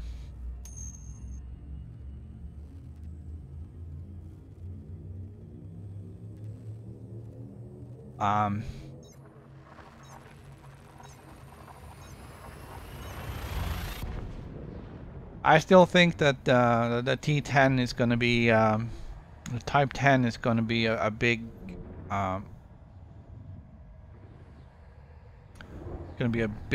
weapons platform. Heavily shielded, lots of weapons. Because of the lack of maneuvering, it's probably all gonna have to be turrets. So it will be expensive, but it will likely pack a big punch.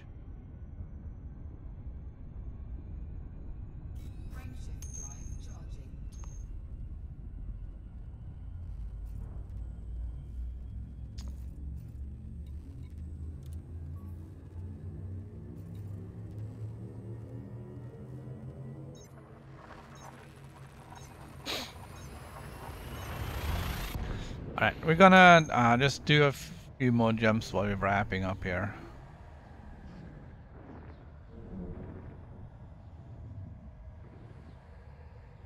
Yeah, it's probably not a ship that you would send into combat alone. I mean, I won't take my Anaconda into Thargoid battle alone. And I certainly wouldn't take that thing.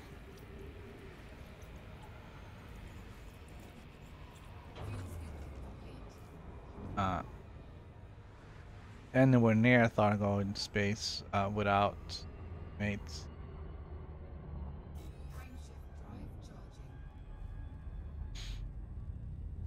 I wonder if they're gonna come out with a bigger class of fighter hangars.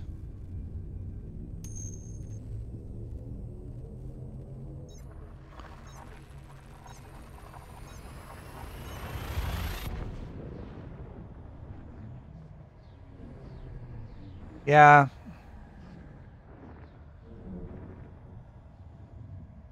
Yeah, the Q2 and the Q3 updates, or the ones in the middle, sound like smaller updates. So I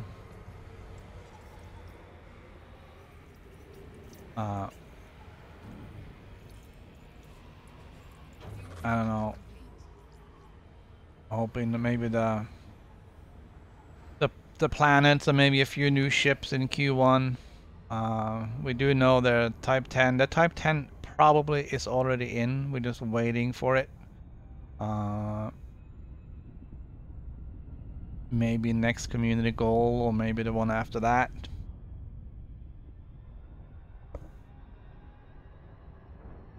And then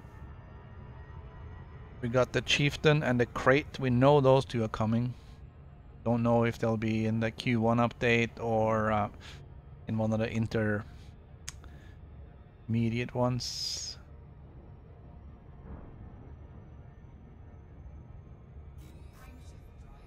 I still think they should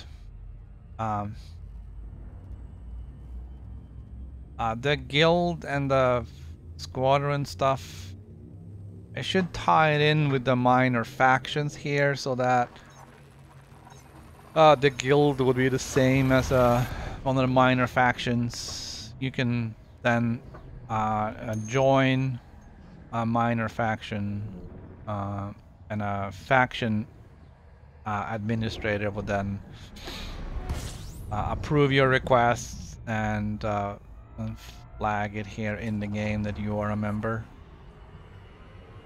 So that when you go over there, it says faction, it says none. It would say your actual faction name always. Same thing when ships scan you, it will say what faction you're in. And then have that be the guild or whatever. I don't know why they're using that word. That sounds more RPG-like than you know, space game. And then the squadrons would then be made out of members of the factions.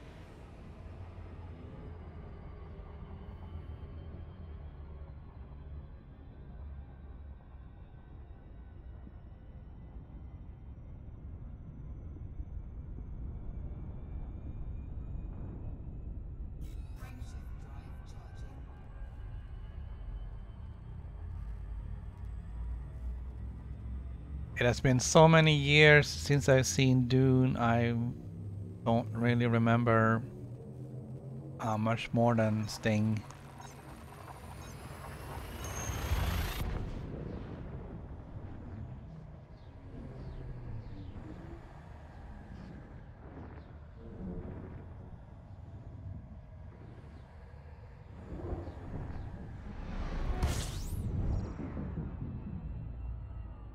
Right,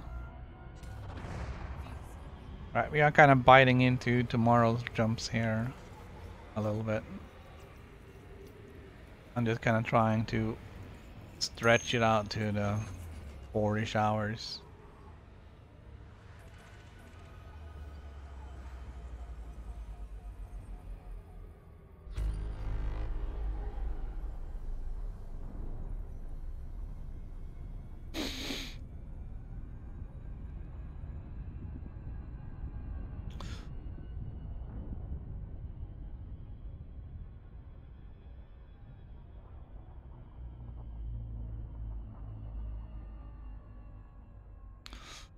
But I think I'm gonna call it quits here. We did 107 jumps. Tomorrow I'll split the stream between PC the first 2 hours and then PS4 the next 2 hours. That will give us a chance at wrapping up the community goal and see what the new goals are, and then figure out if I want to move the Type 9 over to the new goals or not.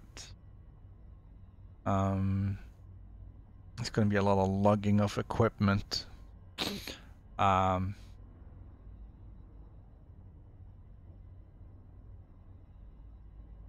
yeah, that's gonna be it for today. Thank you all for participating, and I hope to see you later on. All right, bye.